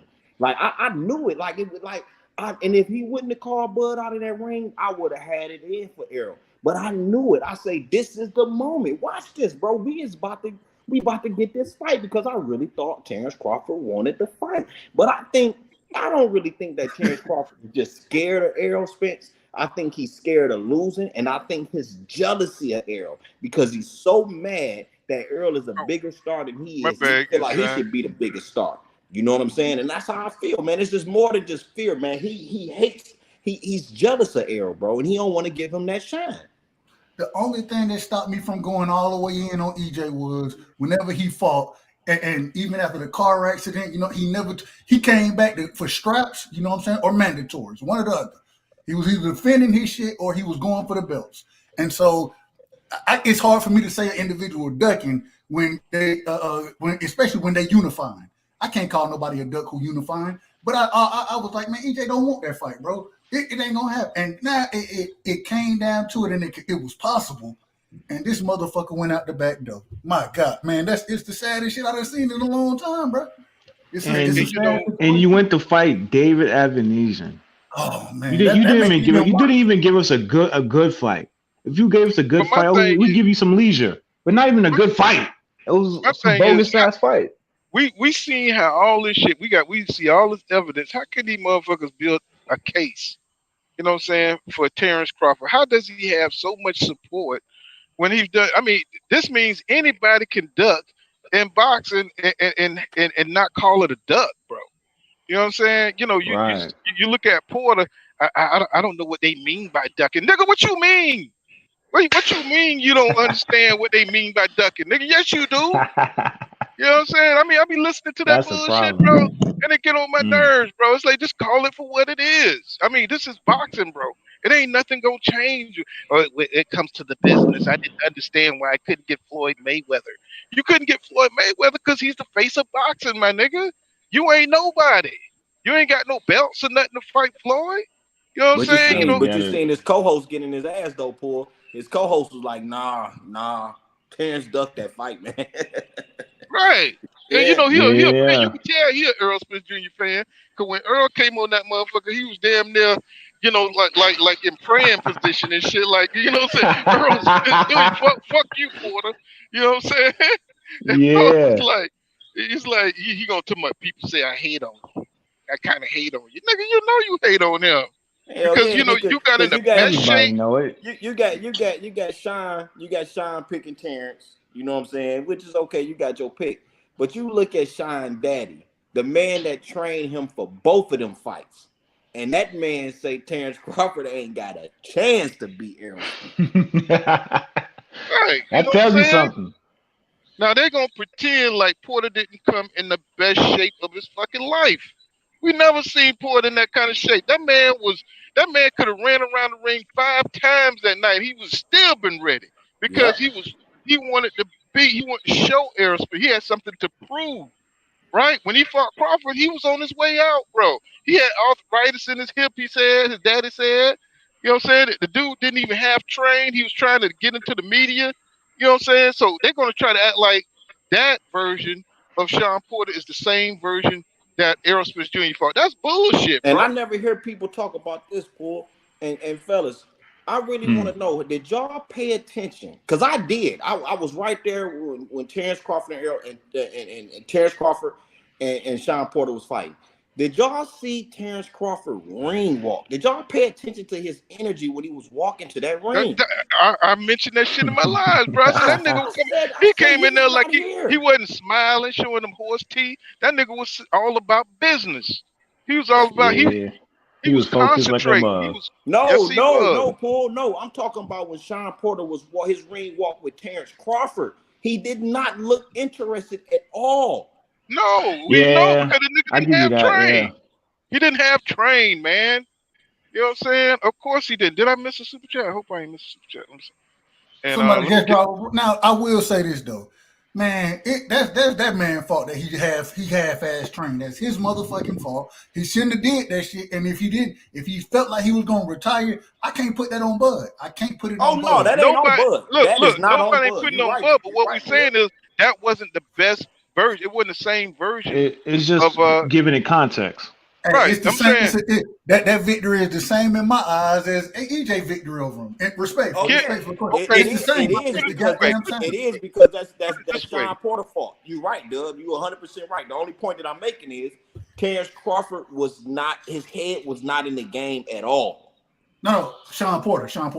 Yeah, Sean Porter. His head was not in the game at all. Let me ask you this, Dub. Does it matter when you fight a fighter? Does it matter at what point in his career you fight a fighter? Does that even matter? Yes. Yeah, that's all I'm saying. It matters. It's context. If Sugar Ray Leonard fought Hagler after he saw John the Beast Mugabe beat half the life out of him. You see what I'm saying? That's when he went for the fight. He didn't go for him before that. When he saw that fight, I can fight him now. Because now he done left something in the ring, right?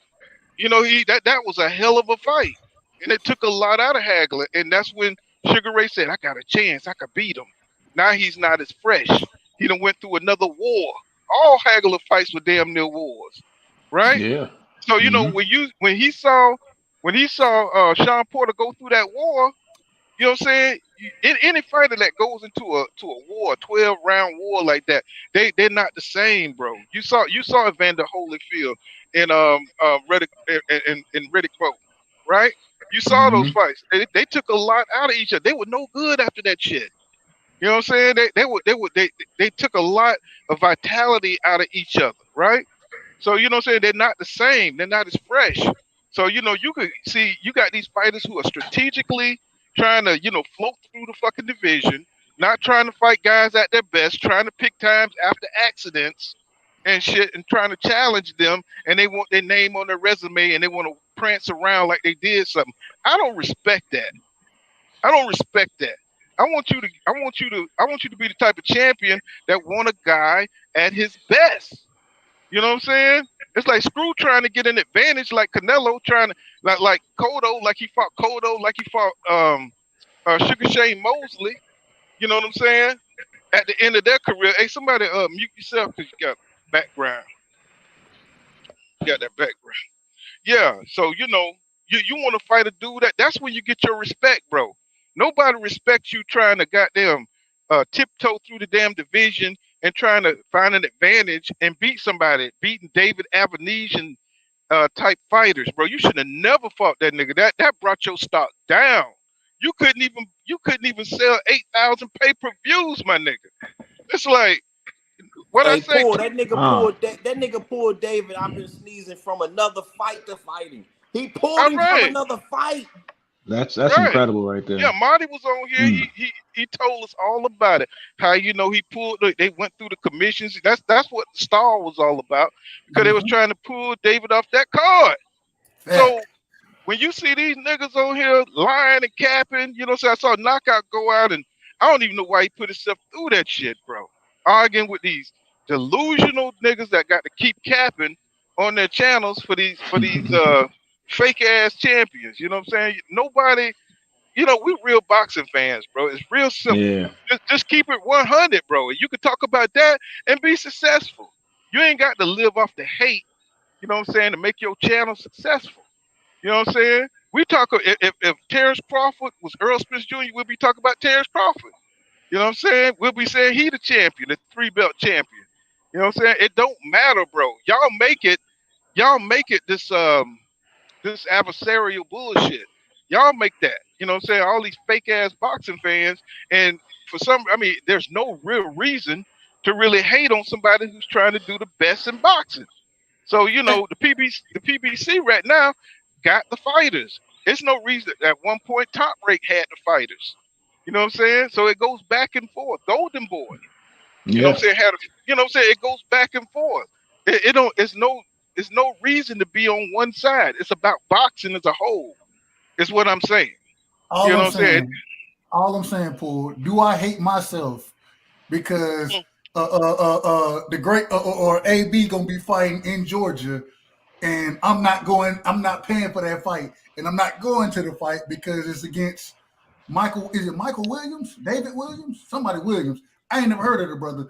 Do I hate myself because I'm not supporting AB? My God. No, you didn't hate yourself because you love Devin Haney. Maybe that's what it is. No, man, but AB, man, he got a lot to prove right now. He, at one point in time, he was that man in boxing until somebody fucked around and said, you the next Floyd Mayweather. You know what I'm saying? You the next Floyd Mayweather, and that's when he fucked up. You know what I'm saying? He went out there thinking he was Floyd Mayweather. He don't have the same tools that Floyd Mayweather has. He don't have his mind. He don't have that. Floyd is a genius in the ring, bro. You know what I'm saying? You can emulate, but you can't do what Floyd do. I haven't seen nobody get the shoulder roll right yet. Not yet. I'm tired of that shoulder roll. They need to retire that Philly show. Devin if your name ain't got Mayweather at the end of it, retire that Philly show. Hey Doug. I know you rock with Haney. I rock with Haney too. I love Haney. Yes, sir. What you think about Haney and Shakur, man? Who you got right there, man? God damn. What's wrong with you, man? Answer the question, bro. Bro, you could ask me that question. I'll break the fight down for you if you want me to, but in my opinion, I seen they little sparring session, man. I'm gonna say this, man. I think, that's not right. That fight, and I'm a fan of Shakur. I'm a Shakur fan. That is a fight for pure boxing head. It's gonna be boring to everybody, but to me, that shit is gonna be wonderful, man. It's only boring if you don't know what you're looking at. If you don't know what you're looking at, it's boring. If you know what you're looking at, I don't fully agree with that either. Let me get this. It could be boring. We've been cooking. Let me get this cooking with Frank. Thank you for that $5 super chat. He says, "Y'all understand how terrified you have to be to turn down $30 million for three. He says he's jealous and he knows he can't beat Earl, so so it's eating him alive. Well, that nigga, he need to be eaten alive then, because you know what I'm saying? We've been waiting for 5 years for this nigga to stop capping and stand up like a champion. You know what I'm saying? Real champions like Deontay Wilder, they go out on their shield. You know what I'm saying? Yeah. Deontay Wilder went out there and fought. He did what he could do and till he could do no more. Right? And he went out on his shield. There's nothing wrong with that. There's no shame in losing in boxing when you lose to the best. So, but you so pussy punk ass that, you want to talk shit on social media and pretend like you a real champion, bro. And we looking right at you and looking right through you. It's like, no, nigga, no, you can't do that. You can't get away with that, bro. You know what I'm saying? We don't fit. We're not feeling that, bro. You know what I'm saying? Real champions go out there and fight the battles, bro. They don't talk on social media and talk about I'm no track star, but I can't wait till I catch one of y'all, bro. We've been hearing that shit for 5 years. Hold on, real quick, man. You ain't catch one yet. Still ain't fighting yet. I gotta address this, man. I'm looking at I see people talking about I know. I gotta address y'all. This is the problem. People, they want to tell me Devin is a back foot. He gonna fight off the back foot. Go watch him fight when he beat the shit out of Kambosos his last fight. He wasn't on the motherfucking back foot. Go watch him when he fought Jojo Diaz. He wasn't on the back foot. He was coming forward in those fights. When he fought Linares, he was coming forward. People, Well, listen. y'all put this real quick, and I shout out to my brother, Judah in the building, man. Shout out to my brother. Oh yeah, man. Wait, Judah ain't even get to cook yet, man. Go ahead. I just want to say, man, stop the bro. Devin comes forward in most fights that he ends up in. He ends up being the aggressor in the fight. He ends up being the person coming forward. It may take 2 or 3 rounds. You know what I'm saying? He'll start off on the back foot using the jab, but he comes forward a lot of the times in the fight, and he beat the man. Stop capping, man. He might do it for like 3 rounds. Yeah, man, y'all better leave Devin alone, man. Y'all better leave Devin alone. Listen, my thing is this here. How could you sit there and criticize? How could you sit and criticize a pure boxer for fighting off the back foot when, first of all, you know that's what he gonna do. Second of all, he very efficient at it, right? But at the same time, y'all same people watch Terrence Crawford fight off the back foot and get his ass lit up a whole fight and still call him pound for pound the greatest fighter in the world. Keep the shit consistent. Because he fight off the back foot and he getting his ass toe up. Devin Haney fight off the back foot and barely get touched. That's exactly what he's supposed to do. That's the problem. They don't want to get touched. That's why it's boring. I mean, people don't want to watch a pacifist fighter. People want to watch an aggressive fighter, even if you're using the sweet science. When I want to see two people, when I want to see two people slug on each other and knock blood off each other, I go to World Star and watch regular niggas hit each other because nobody got beat. Talk about it. When people want to watch an exciting fight, they go back when I watch boxing, to Hearns and Hagler. They don't go back to no two pugilists to see. I watch boxing to see skills. I watch boxing to see skills because guess what I can do? It's more to skills than just measuring distance. And guess what? I get hit just as much as a nigga who don't have skills too because I'm not elite. Y'all watch King Judah get his ass beat up too, but I'll be throwing too. Does that make me a great fighter? Will you be entertained? Something wrong with y'all, bro. The point is, you can be a pugilist, a pure pugilist, and be entertaining. It's about the ring generalship, and if you're always being the pacifist in the ring, that's a problem. Where's he a pacifist though? Like usually, Devin Haney beating people to the punch. He usually beating his opponents to the punch. Who just said with a jab? But you got to put something behind that, bro. Hey, make your mind up, bro. You said he wasn't throwing no punches. You said he was passive. Now it's a problem because it's a jab. Talk about it. That's what I'm talking about. You're just pulling a jab. I need a jab in the right hand behind that. I need a jab to the body. I need something else. The problem was that he passive. Now you saying he not passive. He just throwing a jab. Man, when you throw a punch to hit somebody's face, that shit not passive. Period. That's what I said. Passive pugilist. Obviously, he can box, so he can throw a jab. So I'm not saying he can't throw a jab. I'm saying he just loves to throw jabs a lot. I'm saying when I look at the punch stats, they always show that Devin Haney landed more punches. So that's not passive to me because when you look at the punch stats, he hit the other motherfucker more than he hit him. With a jab. Ain't nothing passive about that.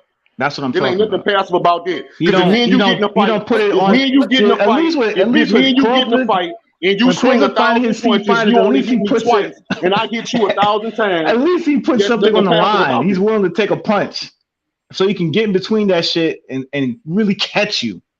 That's what I want Devin to do. Really catch somebody. He used to do that more.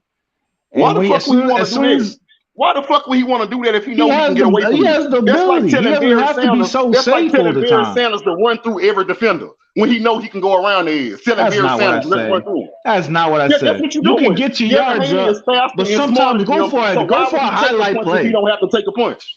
Hold on, wait. Let me ask go for a highlight play every so often.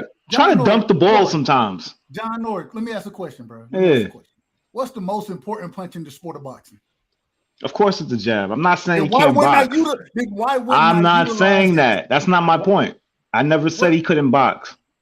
I said you can do more than just doing the pacifist route, sticking to the jab. That's the most pacifist route that a pure pugilist, in the boxing ring can do.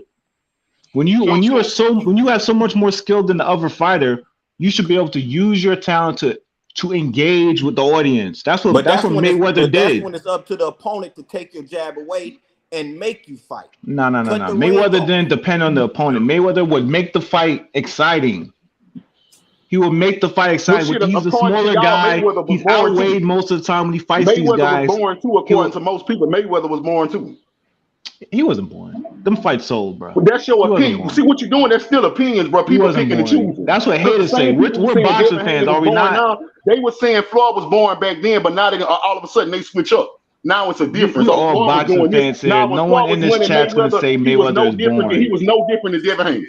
Yes, they did. When we all grew up watching Pretty Boy Floyd. None of us here are gonna say Mayweather was born. Come on now. Man, most people ain't even watch Pretty Boy Floyd, bro. Don't even go there. Most of these fake ass fans. Everybody on this channel did.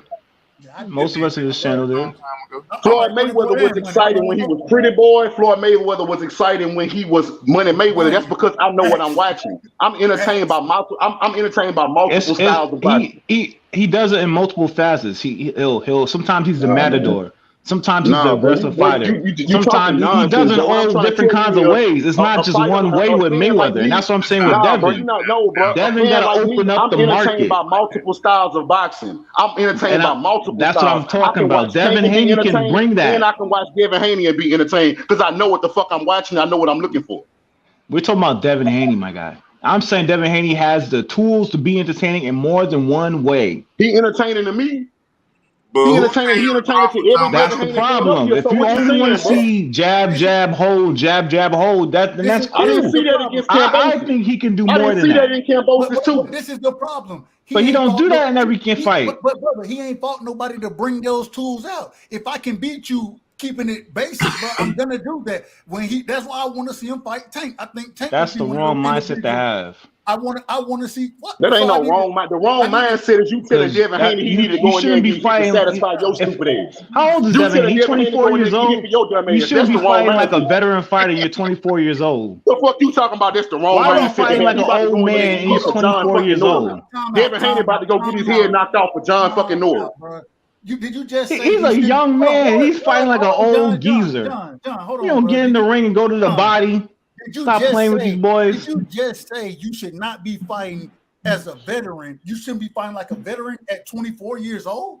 Did you just say not like that? You should be taking some chances. You gotta take some chances sometimes. Let me say this. Some fighters you ain't gonna have no legacy. You fighting nothing but boring fights. Let me say this. Some fighters. Just say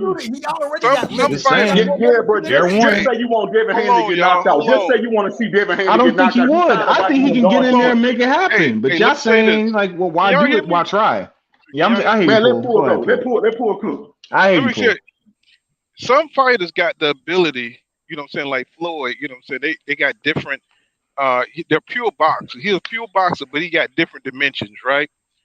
Devin Haney, you know what I'm saying, he's got different dimensions, but he can't do as much as others. He's a pure boxer. He's got a few styles, but they're pure boxing. It's kind of like Bivol, right? Bivol don't do nothing fancy. He just goes out there. He got a little bit more power, you know what I'm saying? But he can get the job done, right? That's kind of like Devin Haney. He goes out there. He knows what his strengths are. Like Stevenson. Stevenson is a pure boxer, right? He you know what I'm saying? He does a little bit more, I would say. Well, I don't know. He's more defensive than Devin. So if you look at those two guys, I think the problem is we don't have enough variety at the top. You know what I'm saying? Everybody's kind of the same when it comes to the pure boxing thing. I agree with that. Our top fighters, if we want to see more knockout, we want to see it kind of even off. You know what I'm saying? We want more power punches up there to be dangerous and even out the pure boxing style. And I think that's what we're seeing, because we're used to seeing a wide variety type of punchers versus pure boxers. And we're kind of tired of looking at I'm not me, you know what I'm saying? Because it don't matter to me. If you win it the way you can win it. That's the way I look at it. If your boxing style can beat a puncher or a puncher can beat a boxer, it just depends. You got to defeat that style. That it's just your talent versus talent, right? So, but a lot of folks want to be entertained. You know what I'm saying? They entertained by knockouts. They're entertained by action. They're entertained by seeing adversity. So people get excited, you know what I'm saying, as boxing fans by different things, right? You know what I'm saying? If you're an old head like me, I've seen it all, bro. You know what I'm saying? So it really don't matter to me. I've cultivated myself in the sport enough. It don't matter which way. I just love the sport and love to see who's the talent and who can beat who, right? But for some people, they want to see the knockout artist go out there and knock out somebody. You know what I'm saying? What's up, Master Khalid? That's why they get pissed off when it don't happen. I feel you on that, Paul. I'm just trying to give like a fair criticism. Because I see a lot of talent in Dev. I think the problem with Dev is he don't set up enough traps in his fights. He needs to work I on don't that. think that's You gotta it. set more traps. Make it more entertaining when you're breaking down the fighter. He hasn't been challenged to the point that he has to do that. That's my problem, and that's why, like I keep saying, one thing I love about the brother is he want to fight the best. But even quote unquote, you know what I'm saying? When with Kambosos, we saw Kambosos beat this dude who beat Lomachenko. He beat T.O. who beat Lomachenko, but it wasn't the best. We need to see somebody who really has the skill set to bring the goods out of Dev. Dev, it's when he gets in the ring, bro, he makes it look easy. Y'all call it boring. Y'all call it boring because it's so easy for him to do it. That's the problem. And so we Here's the thing. People never called Dev boring when he was coming up. It was only when the talent started, when the opposition started raising in talent, and you started seeing him play it more safe. That's because he got to do That's the problem. That's because he got to do what it takes to win. You gotta take more out the toolbox. How is the problem if he undisputed? You want him to take these chances. We're not talking about the accomplishments. Then it's not a problem. It's a problem for you. I'm a fan. It's a problem for you. It's a problem. I'm not Devin Haney. I'm not in his team. I'm talking about the quality of the watching entertainment. That's what I'm talking about. Yeah, but I'm not saying you can't box. You want him to take these chances. I'm gonna tell you one thing. I'm gonna tell you, yeah, exactly. If he ain't gonna get knocked. I've seen him take a lot of hits. He can take some shots. They're gonna say he ain't shit if he lose. If he lose, that's you know true. what I'm saying? Because he went out there when he tried to fight Jorge Linares, and he tried to press the fight. You ain't seeing the play, Paul. That's the play. They won't. Oh yeah, go out there, be more, get hit more for us. Right. So when you lose, we ain't got to talk about you no more. You're not gonna be. We ain't have to talk about you no more. But let me get this off. He when he was pressing Jorge, he was looking good when he was walking him down. But see, you take that risk and you get caught and you get knocked out, not fighting your fight. Then you know what I'm saying. Then they're gonna say you're not shit. You know, right. So you would never nothing. Right? Paul, he didn't even get knocked down. And watch this. I asked this question today, and one of my favorite. I ain't gonna call no names, but I asked this question. Somebody, they said that Devin is chinny, right? I said, okay, that's fine. If you want to say, and I said, why is he chinny? They said because he got cooked with a punch by Linares. One punch, it shouldn't have hurt him. Okay, fine. I'm cool with that. So then I asked the same question: is Linares chinny? I said, no. I said, Loma. See, that's hate. I said, is Loma chinny? And guess what they said? No, Loma, he not chinny. I'm like, hold on now. So Dev got hit by a punch and got hurt by Linares and never touched the canvas. Lomachenko got his ass knocked down, but Devin the one who chinny? What are we talking about? That's what I'm saying. That's hate. See, I don't think Devin Haney is chinny. I think he has more heart than people give him credit. It's just that we so used to him playing it safe that we think he can't take a punch. I think he can take a punch. I think he needs to get in there more, go to the body more. No dog. You know? Oh my God! I'm just saying. I think he can take a punch.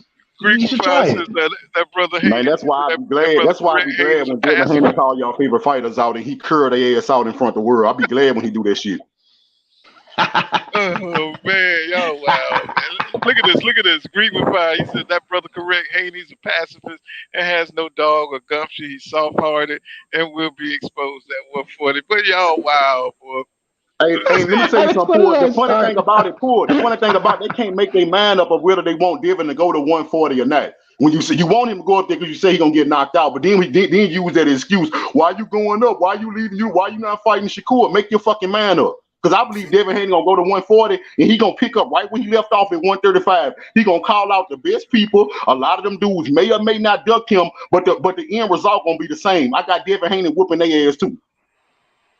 Devin will go under. I want to see it at 140. I think he might look a lot stronger at 140. Devin will be two-time undisputed. He will be undisputed at goddamn 40 as well. Watch it happen. I'm trying to tell you. You said you think he's gonna be undisputed at 140?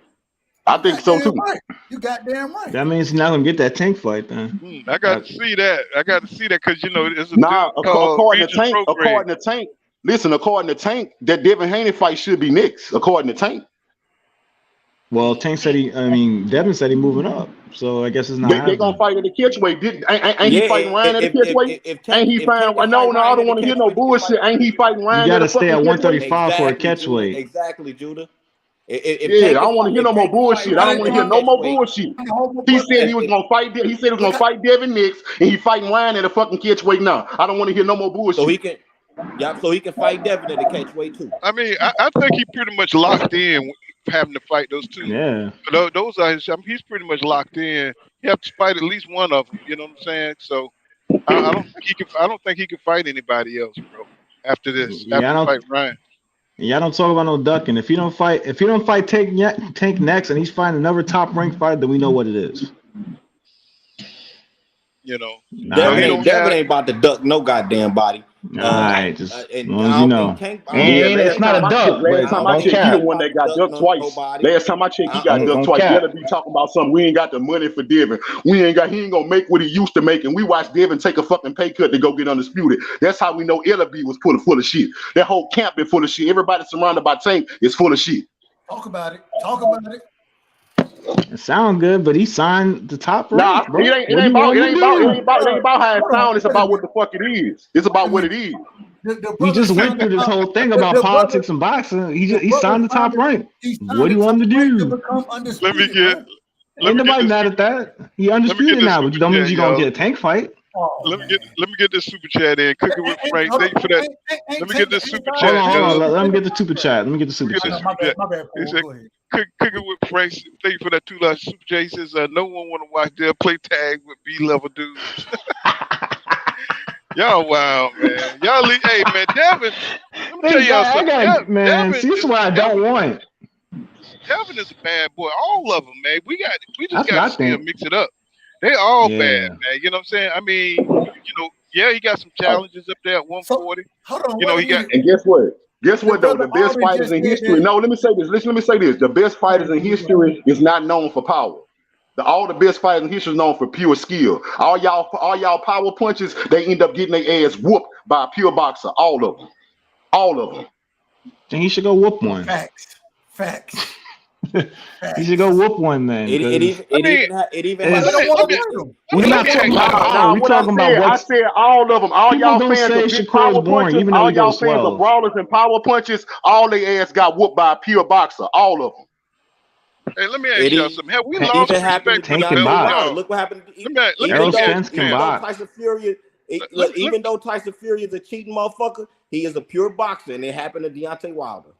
And Deontay Wilder is the god. And he told Deontay Wilder ass off the frame. Yes, he did. Respectfully. Respectfully, I ain't want to. Don't bring up that kitchen mitten.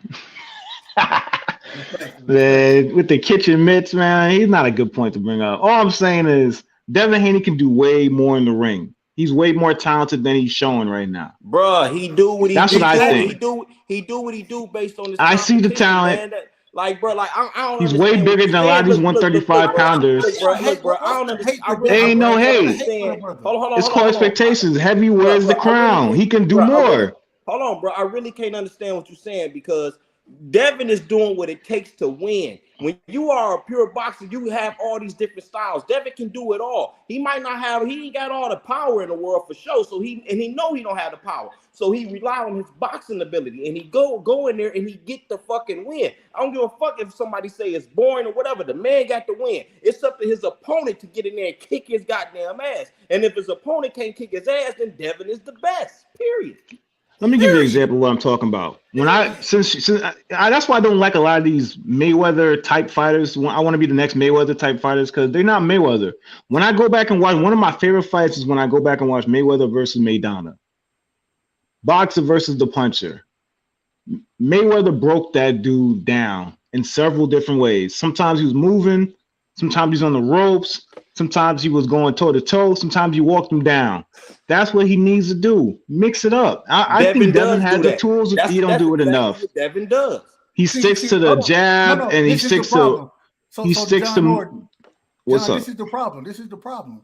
When we saw him do exactly what you're talking about, we saw him do it against Linares. We saw him do it against JoJo. Guess what y'all sat there and said? Oh, Devin get hit too much. So then, and you saw in the interview. I'm not saying you specifically. I'm not saying you. All right. I'm saying boxing fans overall, they say, oh, well, now, respectfully. But no, so they said that the brother get hit too much. So then he said, and if you go listen to when him and Kambosos, they first fight, it was like, man, it's a lose-lose situation. If I go out there and outbox him, you know what I'm saying? they're gonna tell me that I'm boring. If I go out there and trade with them, you feel me? They're gonna tell me I get hit too much. So I'm gonna just keep it simple and I'm gonna just outbox motherfuckers. And that's what he should do. You gotta do the Fulton, man. You gotta box them and then trade with them. But these are the type of niggas that's gonna. But you never hear them say, "I'm tired of seeing Tom Brady throw touchdown scramble mode. I want to see you run that bitch more. I know you slow as fuck. I want to see you run it though. Stop throwing all these touchdowns." You don't never hear that shit though. This the logic behind what they saying. I'm tired of watching Devin doing what he do best, what he know they can't stop. Do something that they can stop. I want to see you get knocked out. That's right. I know is Patrick Mahomes get a couple more of them rings. People not gonna be talking about no Tom Brady. Hey, bro, that right now. Do you understand? Do you understand that in the boxing game is hit and not get hit? You understand that? Of course, you understand that. All right. It's also entertainment. Okay. I'm not on Devin Haney's team. I want him to win too, but I mean, if he wins, that's great. But why am I watching this? I want him to win too, but nah. You see, look, I used to work at Best Buy. I used to work at Best Buy, right? And one of the greatest managers I ever had, he told me, said, when you selling I sold computers, shit like that. The nigga said, when you selling some shit, never say but, because when you say but, it cancels everything you said before it out. It cancels all that shit out. And what Dub, you know how to get around saying but? What you say? In contrast. In contrast. It's the same thing. There it is. In contrast. Hey, but look, I'm not hating on Dev. I'm trying to make Dev a better fighter. That's what I'm trying to do. No, you trying to see him get punched more. Man. No, I want to see him be a better fighter. I think he can do that. He good as he need to be, bro. How much better? How would getting hit more make him a better fighter? How would getting hit more make him a better fighter? Why you saying I want him to get hit more? Just because you might get hit, you might get touched up a little bit here and there. You said I'm tired. But that's when you gotta catch and shoot. You don't catch and shoot enough. You just said he doesn't do a lot of things enough. He has the ability to do it. Anytime you take more chances, you get hit more. That's what you're saying. Yeah, with the brother trying to say that's part of the sport. Hey, Judah. You go to the hole, you might get fouled more. The only thing that matters in any sport is winning. The only thing. This was the brother. The only thing that matters in any sport is winning. That's it. But the brother, hey Judah, this is what the brother trying to say. The brother trying to say that he like. I'm not on the team. I'm in the bench watching. One at a time. Let's try to go one at a time. Cause I can't hear you when you're talking over each other. I got you. Go ahead. No, what the brother trying to say is he like brawlers. He don't like pure boxers. He like brawlers. That's all he trying to say. That's not what I'm telling you. I like pure boxers. My point is, I'm never when I'm talking to Tank fans or anybody who got a problem with Haney, I'm never trying to change your mind. For some reason, y'all trying to change the world mind of people who prefer pure boxers. Don't try to change my mind. I know what I like to see. I literally just brought up Maidana versus Mayweather as a reference. I'm not talking about just brawlers. My brother Knockout, right? And y'all know I fought with Knockout the long ways. That's my brother. Man, Knockout, he one of the individuals would sit there and say, goddamn, well, Devin, if he's fighting this way, right, then he could do more no, it ain't about him doing more, it's about him winning. That's it. It's about him winning. And I bring this back up. When he was getting touched up by or when he was fighting on the inside and making it an actual fight against somebody like Jojo Diaz or Linares, no, he didn't get credit for that. What was given to him was well, Devin get hit too much. He can't do this. Okay, all right, cool. If you're gonna say that now, you're gonna say that, and then Devin started to fight off the back foot. He stopped getting touched up at all. Now you're gonna say, well, he need to trade more. No, you can't have it both ways. You gotta pick one or the other. All right, then if that's the way you want to fight, then you can't complain. Who's complaining? You can't have it both ways, only like you said. Only you can't complain. I'm giving him criticism because I think he can. I seen him do it in other fights, so I know if he works on it, he'll get better at it. He won't be as risk averse, and he will get better fights. Whatever it takes, I seen him do it in other fights. I know he can do it. Fight to fight, he gonna do whatever. Y'all telling me he can't do it? I know he can do it. I know he can do it. That's why I'm a Devin Haney fan, but you think I know he can do it too. All right, so we're not speaking no crazy different. I'm not speaking a foreign language here. I see him do it in the ring. All I'm saying is continue. I'm telling Devin to do it whenever he feels like it. I'm not telling Devin that you got to go out there and take chances for me. Take chances when you feel like it. Man, That's fine. I ain't saying don't fight the whole fight like that. Like it. No, but when you get to a point where you feel comfortable, get it in there, make it definitive, and put some things on him. Fuck all of that. Don't take every boxer has to do this in boxing. Every pure pugilist has got to the point where they're in the fight where they got to do beat. You know, they're comfortable with his range, they're comfortable with his rhythm. Now I'm gonna start sitting down on some punches. That's all I'm saying. No, every pure boxer comes to a fight where they run into a fighter who's good enough to make them fight back. Make them make you fight back. Don't just fight back for the sake of fighting back. If they can't touch you, don't let them motherfuckers touch you. But if they force you to fight back, fight back. That's what every pure boxer run into. This is why Fulton got the fight with what's his name, extra quick, fast, because he could be just like Devin Haney and rely on his athleticism and do the range limit test and all that other good stuff and do the Mayweather stuff. Stephen Fulton is not on the same level. Stephen Fulton he's way beyond Devin Haney. He's way beyond Devin Haney with skills. He's not because he's willing to take chances. He gets in there. He believes in his boxing ability. Matter of fact, he might lose but he to a will get to the dance. He got to the dance. The way Devin Haney's going, he is never going to get one of these guys in the ring. That's what I'm trying to tell you. A lot of holes there. A lot of holes. I don't. I see ways he can beat him because he goes in there and takes the fight to these fighters when it's necessary. And I see it possibly beating him. It can happen. It's a 50-50 fight. But guess what? Devin Haney will never get that fight because none of the fighters will take a chance because he's not worth the chance. He's not worth it. He don't bring a big crowd. He don't make the fight entertaining. There's no point of making the fight. That's what I'm trying to tell you guys.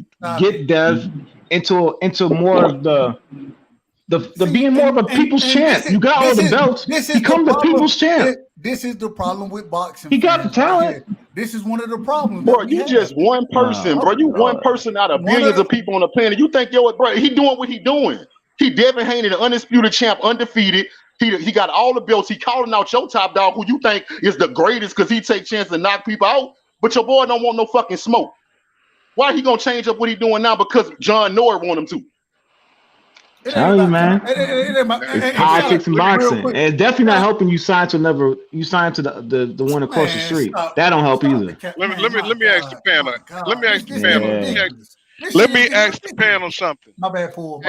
Have we lost respect for the belts, y'all, in boxing? You know, as boxing fans, have we lost? I'm talking about like overall in boxing. Do we value the belts like we used to, or what's going on with that? Look like nobody wants the belts. No, everybody want to do their own thing. You know what I'm saying? Does the belts mean anything anymore? You damn right. They mean something. They mean something to me. That's what it's about. The championship. That's like asking a motherfucker, do the Super Bowl mean anything? Facts. You know, do the NBA playoffs mean anything? Hell yeah, they mean something. I was on a panel with my brother earlier today, the great brother Smoke, and that was this was damn near the topic of conversation. And I'm sitting here like, man, until these dudes start sitting here realizing, especially when you got somebody like Ryan Garcia sitting there saying the belts don't mean nothing. No, they don't mean that because you can't beat the nigga who got the belts.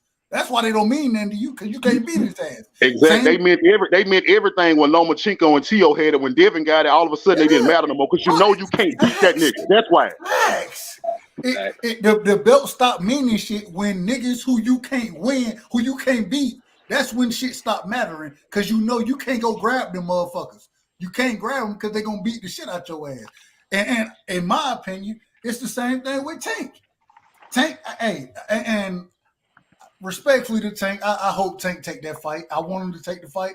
But damn it, he don't want the smoke either, in my opinion. God damn it. He don't want it because I believe Devin will beat his ass because he'll outbox the shit out of Tank. I watched Mario Barrios and Yuriokis Gamboa take this nigga 11 and 12 rounds. Devin will beat this dude. He will beat this man. Respectfully.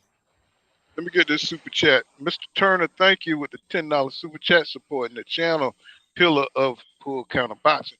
He says, Devin has no power, takes no chances.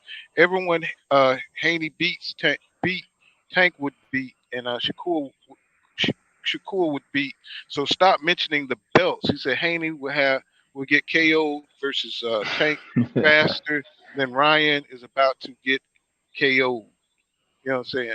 So, you know, I mean, I But believe. this the climate. Listen, bro, this the climate of the new age boxing fan who just started watching boxing during the pandemic. I guarantee if you can rewind this same conversation 30 years ago and ask them, they would at least tell you that Devin Haney got an equal chance to beat Tank Davis because they understand boxing. You new niggas never seen a pure boxer. Mayweather was the only one y'all seen. So y'all think that's an anomaly. At one point in boxing, they had pure boxers all up and through the sport. And they was beating the fuck out these power punchers. Yeah, but Tank ain't one of them guys get beat the fuck out of. I'm sorry, man. That dude, the power is real. Tank don't even He think got he's gonna win that skills, fight. bro. I wish Tank had as much confidence as you do. I wish Tank had as much confidence as you do. Guys, hold on. All right, so since Tank is ducking Devin, is Devin gonna fight Shakur? Since you seem so sure. Hold on, we got one on the. What's going on, Marcus? You want to add to the conversation, bro? Shout out to the great brother Marcus. What's going on, man? Thanks for having me, man. Shout out, Rock. What's up? Yeah, man. I just got a couple questions, man. I was listening in, and guy said Devin Haney don't take no chances. But does anybody know when the last time Devin Haney fought somebody and threw less punches than the guy he was in the ring with? Never. Oh, okay, so you tell me factually and statistically speaking, how you throw more punches than the guy you in the ring with, but you the one not taking no chances. Well, if you got the range on him and you feel safe throwing a jab, then you would throw a jab, wouldn't you? You said he was passive. You said he was passive, but that man just told you that Devin Haney outlanded his opponents and he outthrowed him too. But you said he was passive. Yeah. So you're in the ring with so you're in the ring with somebody with no power. You're in the ring with if you're moving with no power and they're throwing jabs. Go ahead. Go ahead. If you on offense more than you on defense, you that's have what I'm no saying. power, and you have no power, then you tell me what the other guy in the ring is doing. Say it again, because you know what I'm saying. I don't know why you're trying to make it seem like I'm saying it's something else. Yeah, I know what I'm saying. I don't think you get what I'm saying. Y'all just said you don't want to take chances because you get knocked out. Fine, that's what you think. I don't think that. That's exactly what y'all said. I don't think that. I think he can take a punch or two. I don't think it's that much of a risk as you guys like may make it out to be. I think he has way more skills than what y'all give him credit for. It's not about the risk. It's not about the risk. It's that I just think he needs to keep winning. Y'all keep bringing up risk every time I talk about mixing it up more. Y'all say it's a risk. It's a risk. I have never brought up risk. What I told you was that he's not going to get credit for fighting on the inside like he did against Linares and Jojo Diaz. He's not going to get credit for that. What you're going to tell me is he got hit too much. And so if that's going to be the case, no, go box, go fight your fight. Fight on the outside, continue to box, use your jab, the most important punch in boxing. No, fuck what everybody's saying, bro. Fuck them. Because you're not going to get credit regardless. You say you don't get credit, but when he started fighting like that, all of a sudden he was able to get the fights he needed to get. No, okay. That's not a coincidence. At the end of the day, I don't watch a Tank fight and then I'm left in the end of the fight. He had the Linares fight. Don't cut me off, but stop cutting me off, dog. You hear me talking, bro? Don't do that shit. I was talking, but go ahead. Like I was saying, no, but you do that shit every time we on here, bro. You try to out-talk people. Don't do that shit. But my whole point is, I never watched a Tank fight. And then after the fight, I'm left wondering, man. I sure wish Tank danced around more and didn't get hit more and moved his head more and fight from the outside. No, I'm gonna watch Tank do what he do best, and I'm gonna appreciate it. That's what I'm talking about. Devin is a pugilist. Are you telling me sticking a jab and holding is the best version of a pugilist you ever seen or something? Like that's not really up there. He can do more. That's all I'm saying. I don't know why you guys act like I'm speaking another foreign language, like I'm telling him to be a slugger or something. I'm not saying that. I'm not saying he to be a slugger. I don't agree with you. I don't see that every fight. I don't see him just jabbing and hugging every fight. That's what I'm saying. You guys are critiquing his most entertaining fights. The JoJo and Linares fights were entertaining, and then all of a sudden you see he gets undisputed. That's not a coincidence. I like the Cambosis 2 fight too, though. I like the second Cambosis fight. Exactly, the second one. Nobody likes the first one. You see the complaints came right back in the first one, but then the second one you see he's getting credit. But so don't act like I'm speaking a different language. The first fight he did, he went overseas. He was fighting in foreign territory against at the current time the lineal champion. At the current time, the lineal champion in the division. So if you fight somebody overseas in their home country, You feel me? You're gonna make sure you win that fight. You're gonna use your tools and make sure you win. Then he went back and showed you. You feel me? He didn't just use the jab. I watched that fight last night, bro. I swear to God. And I will say, this is the one thing I want to say. Devin big as shit, bro. That's my problem with him staying at the weight for Lomachenko, even though I want him to fight Lomachenko. Devin big as hell. So I think he should have moved up after the first fight. But with him coming, it just shows the character of the brother, with him coming back around to get the smoke with Lomachenko, and he's gonna beat the shit out of him. But when he does it, he's still not gonna get credit.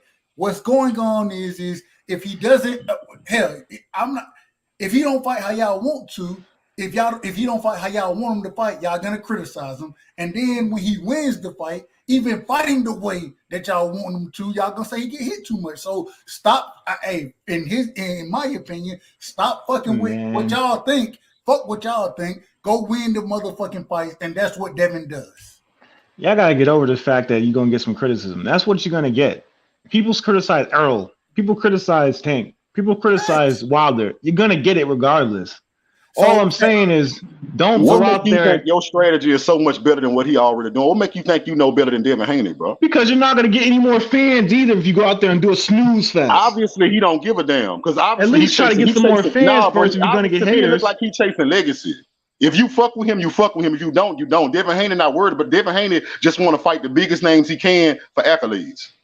So if you don't get the big fights, don't complain. Let me get my super chats in. I got D-Web. Thank you for that $1.99, sir.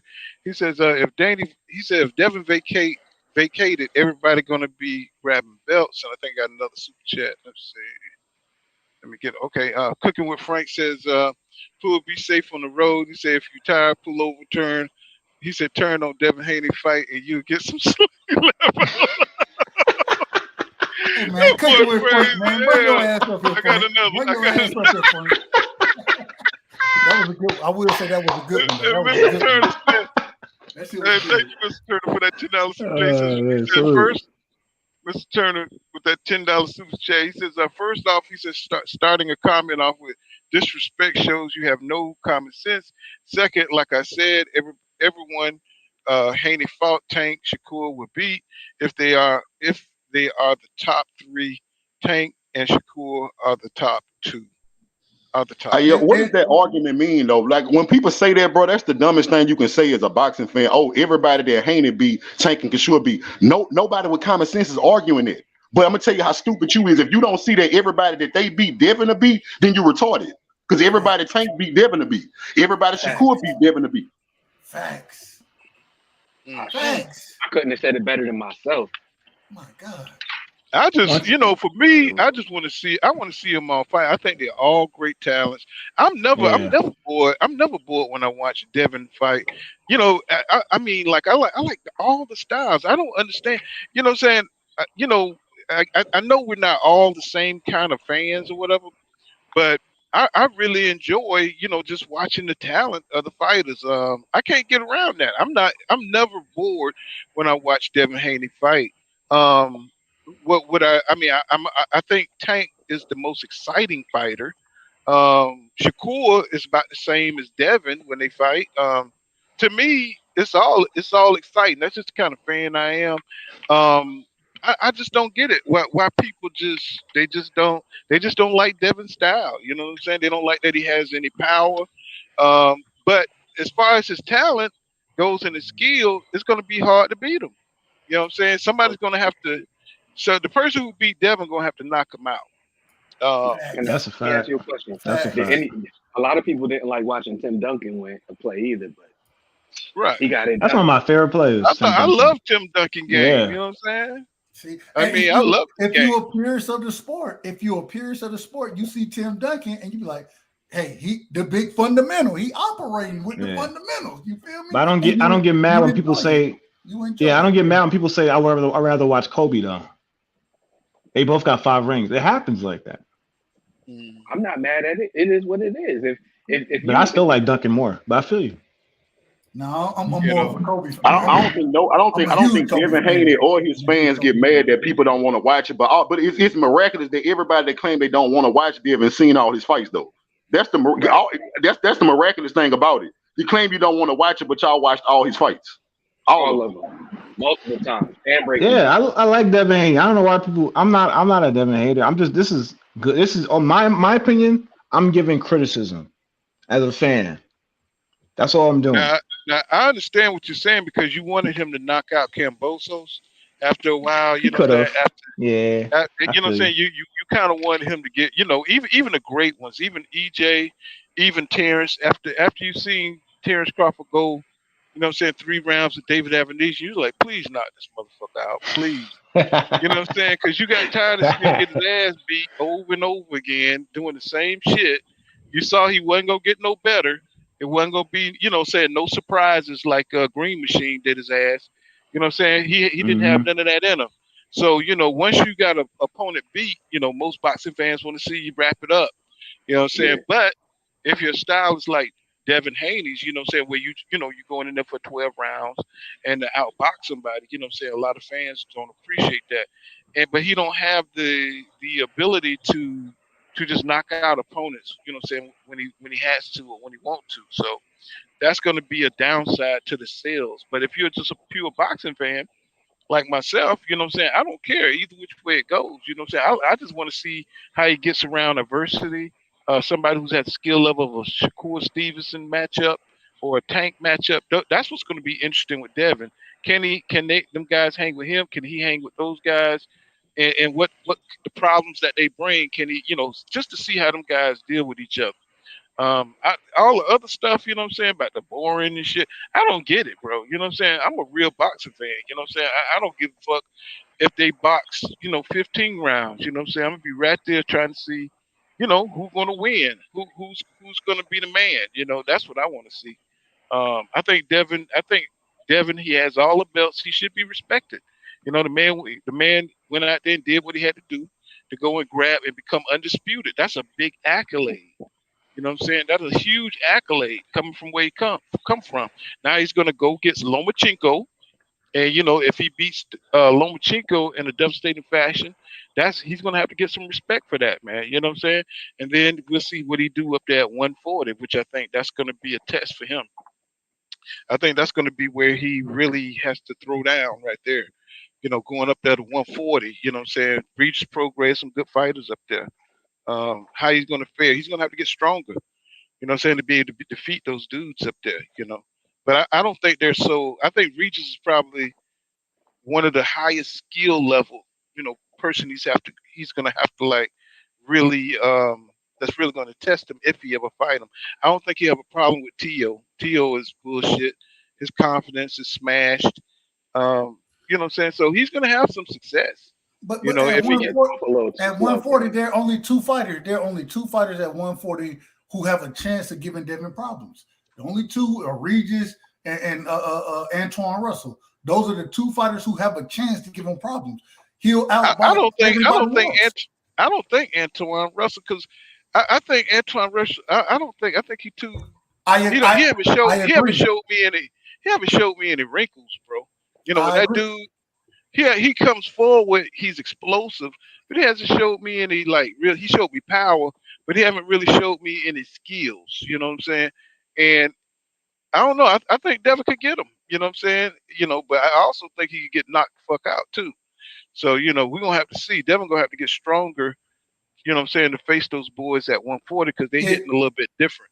If Francis Bartholomew was able to put the shit he was putting on Antoine Russell, Devin is a way better boxer than Francis Bartholomew is. Way better. You feel me? Yeah, but he don't have the power of, because Francis Bartholomew he rocked the shit out of him. I think Regis also his that's Devin's worst matchup. I've been saying I think that is Devin's worst matchup is Regis Prograis. I think Regis is the toughest fight. I think Regis is. Me too. Regis is just so comfortable with it. But his arms, Regis' arms too motherfucking short. His arms too short. Respectfully, Regis. He get hit a lot. Respectfully, he get hit a lot, man. And he keep his guard down too low. He gonna have to go high guard. And his punches is too televised. I think he's too slow for Devin. Devin has sparred Regis before, and supposedly sparring don't mean shit. I ain't even gonna get into that. Sparring don't mean shit, in my opinion. And so all I'm saying is, Regis, I mean, I fuck with Regis, but I think, man, Dev will beat Regis, bro. He'll beat Regis. Nah, listen, I got Devin again, but what I'm saying hardest matchup, I think that's his hardest fight, bro, because Regis got awkward head movement, bro, plus the power. He got the power there. All right, the head movement, his awkward movement, bro, that awkward movement gonna get past Devin jab. And when it do, he gonna end up landing because his height. He not terribly shorter than Devin. See, Devin, a lot of Devin advantages come from him being tall too. Devin know how to fight tall, but with Regis, bro, Regis gonna be able to nullify his height a little bit.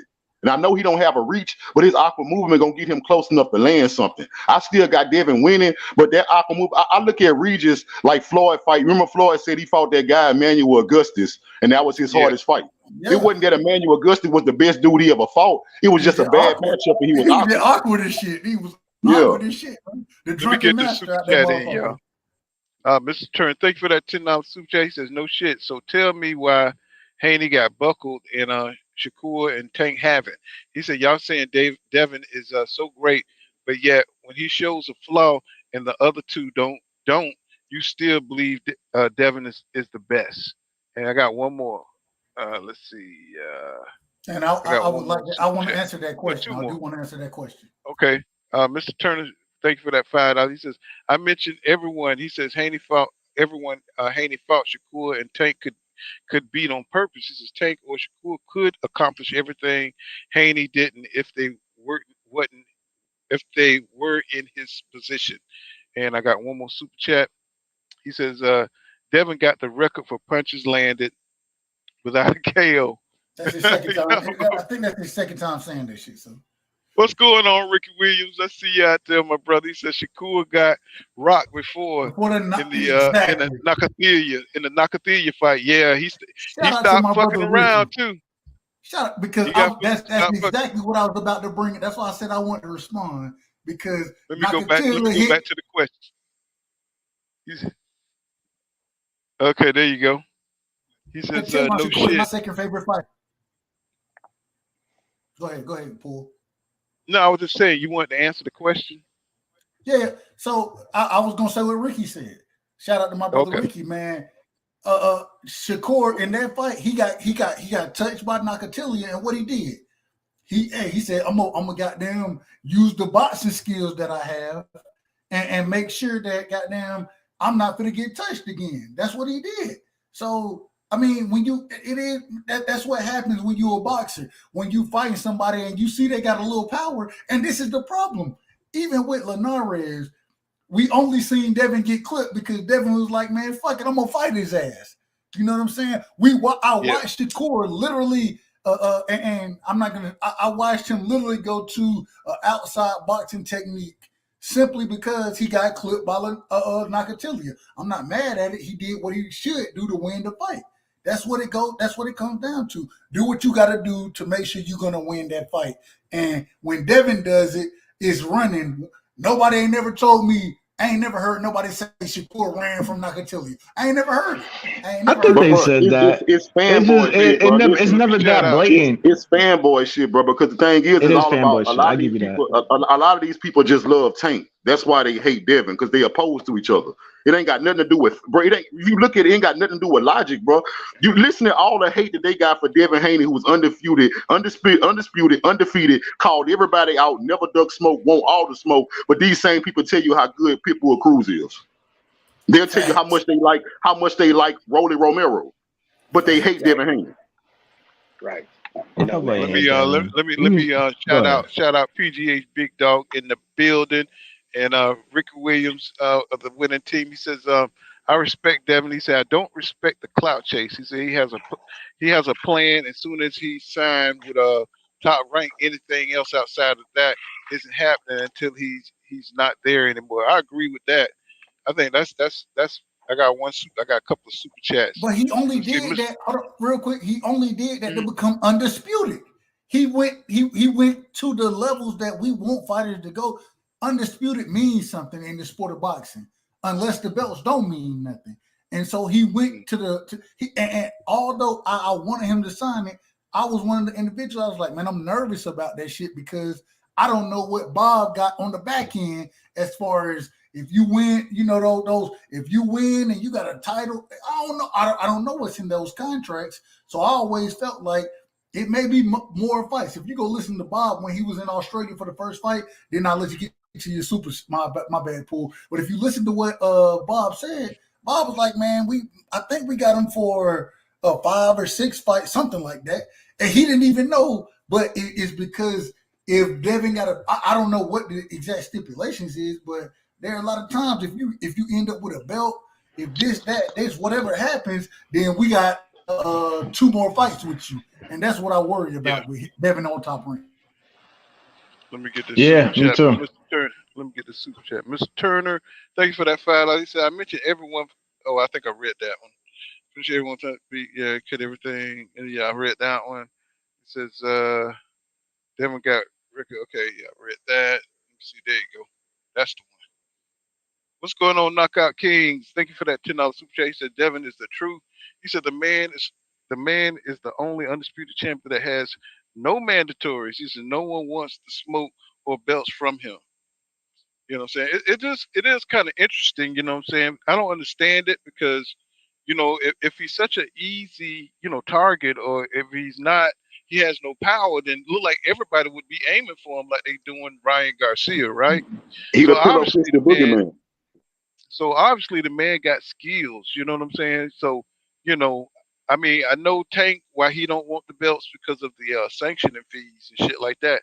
You know, he's kind of like, you know, bigger than the belts right now. That's how Floyd marketed him, and that's how he's going to roll with it. He's not going to go for those belts, but I do think he needs Devin Haney for his legacy. You know what I'm saying? He needs to fight Shakur Stevenson or one of those guys for legacy. You know what I'm saying? Because he's not gonna, even though Tank is gonna get his respect because he's an exciting fighter, but I think for his legacy, you know what I'm saying, for him to have a foothold in history, he's gonna have to beat one of those guys. And Mr. Turner, thank you for that $10 super chat. He says Rock and Buck are 2 separate things. Now Devin did buckle. He said now Devin did buckle and Shakur got rocked. But tell me, one time Tank did. He said, I ain't no fanboy and I don't hate Devin. I'm just keeping it 100. Tank is number 1. God damn it. You know what I'm Tank saying? I may put not that last on in. Hey, I got a question for the panel. Does anybody know the Tank WBA ass rules? whooped, and Tank loses rounds so consistently that at the end of the day, he may not be getting rocked like maybe Devin and Shakur did. The problem is they don't lose rounds the way Tank lose rounds. You know what I'm saying? True. And so there's a give and take there. It's a give and take. And where we say Devin and Shakur may get rocked, what we say about Tank is he lose rounds. So if he don't stop his opponent, if he didn't stop Mario Barrios, according to Floyd, not me, according to Floyd, he was losing the motherfucking fight. And so, I But you mean, know, there's a what give and take there. There's a give and take. but Dub, Tank don't go out. He don't go out there to try to box you. He go out there to try to knock you out, bro. That's why That's his, people love that, that. and that's the Yeah, problem. That's the listen. problem. I'm hearing what Dub's. I'm seeing what Dub's saying, bro. It's a give and take there. You talk about Devin Haney don't knock nobody out, but like Dub said, they got fights where if Tank don't knock you out, he gonna lose that fight. And that's exactly what's gonna happen if he fight Devin Haney or Shakur. If he don't knock them out, he is gonna lose the fight. Yeah, that's quite possible. That's facts. Devin and Shakur will outbox Tank easily, but Tank has the ultimate equalizer. You know what I'm saying? And that's why I got so much. But one thing I about don't it, know about y'all easily. now I one don't know about thing I easily. do here, y'all They acting outbox like that man easily, bro. They I outbox think that I don't know man about easily. I think they win. I think they Easily. can outbox him. But you know, y'all act like Tank don't have enough talent to catch them motherfuckers, man. Tank is a smart ass dude in that ring. Yeah. He's smart as shit. I mean, it ain't just his knockout power, bro. It's his brain. This is the way he thinks boxing. This is boxing IQ. He can catch you, bro. Yeah, and then now he's gotten more mature. Somebody got background, man. I'm arguing with somebody's mama. Let's see. Can you Yeah, hear me? Tank boxing IQ. Yeah, Tank boxing IQ it's on another level. It's getting better and better and better. You know what I'm saying? So that's why it's going to be interesting because you know Tank ain't just a puncher, man. He's a really skillful boxer too, man. You know, even But though I is don't think he could. Go ahead. This is the problem, Paul. This is the problem. Devin is 4 years younger than this man. He's 4 years younger. Tank should have been had the boxing IQ that you're claiming, respectfully to you, that you're claiming he's developing. you're claiming he's developing a ring IQ. He should have been developed that shit. He's the older fighter. What I'm saying is he getting better, bro. I'm saying he always had a great boxing IQ. It's just like anybody else who start to hit their prime. He's getting better. He's getting more confident. You know what I'm saying? He's had enough fights. And that's what. And Paul, that's why one of the things I've been saying, especially I said, man, goddamn Tank better catch Devin now. You better catch his ass now, because as he continues to let Devin grow, and we all know Devin is one of the most dedicated individuals to the sport of boxing. We know that. As you let this brother continue to grow, he's gonna outgrow you because he's more dedicated than a lot of the individuals. I'm not gonna say Tank's name. I'm saying he's dedicated than a lot of the individuals that we love in the sport. And so now, you need to catch his ass now, because if you don't catch him now, he's gonna be fucking a lot of shit up as he continues to get older. We gotta remember that the brother is only 24 years old. Yeah. But so my thing is this. I was just about to say, I just think with Tank, like you were saying, Paul, to piggyback off what you were saying, yeah, Tank he really good at setting stuff up. I think Tank is the best in boxing at setting up a big punch. I think he the best period in boxing right now that can set you up and hit you with something big purposely, not lucky, but purposely hit you with something big. But I'm just as confident that Devin Haney defense, I'm just as confident that Devin Haney is the fighter that'll fight 12 rounds without getting set up. Facts. You can't even set a trap for him when he got that jab in your motherfucking face. Respectfully, of course, respectfully. Let me get this chat, Dub. Mr. Turner, thank you for that $5 chat. He says, yes, Tank does lose rounds for sure, but he stops everyone in the big fight that he's in. The one time he had to box versus Cruz, he outboxed him one-handed. You know what I'm saying? Yep. I mean, he cool, sure did. And, and I was impressed by that. He wasn't shook.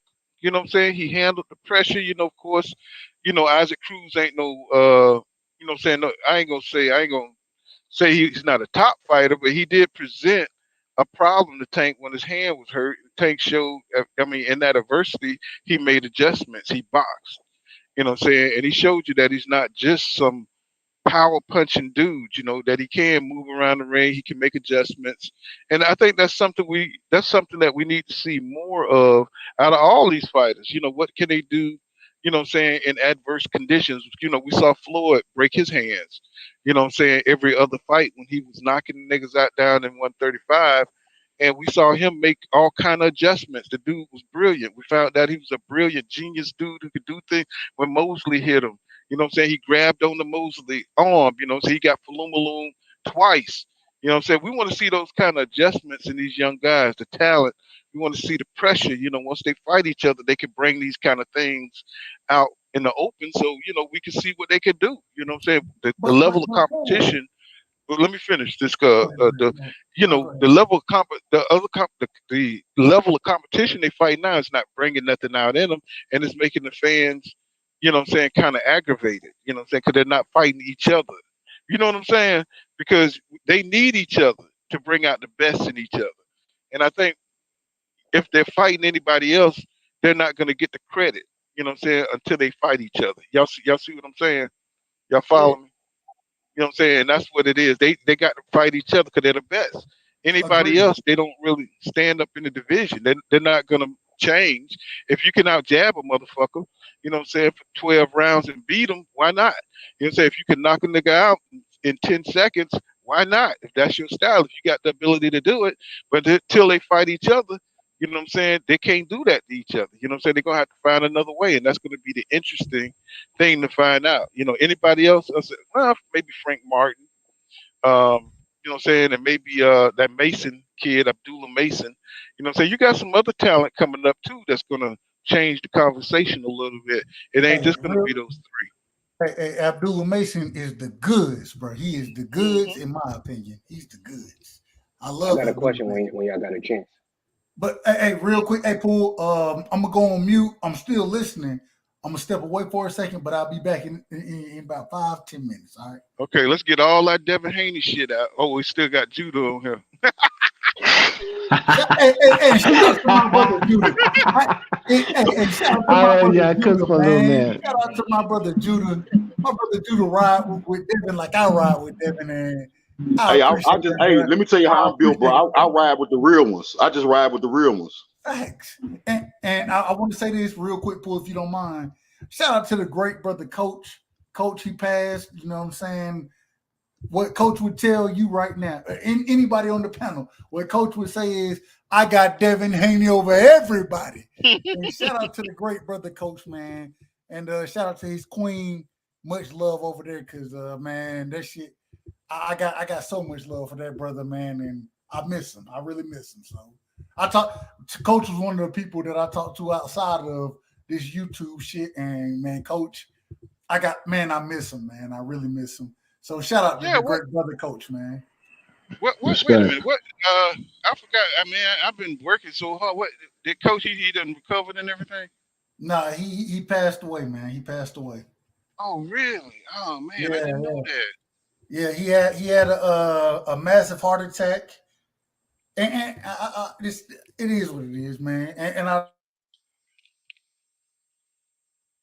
Hello. I done talked. Coach had a massive heart attack, and man, shout out to Coach, man. God damn, I Yeah, man, I miss him. like that I dude, love man.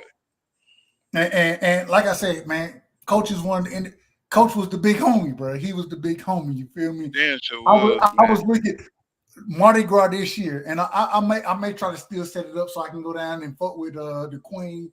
You know what I'm saying, Lania, but we were supposed to be going down there for Mardi Gras this year.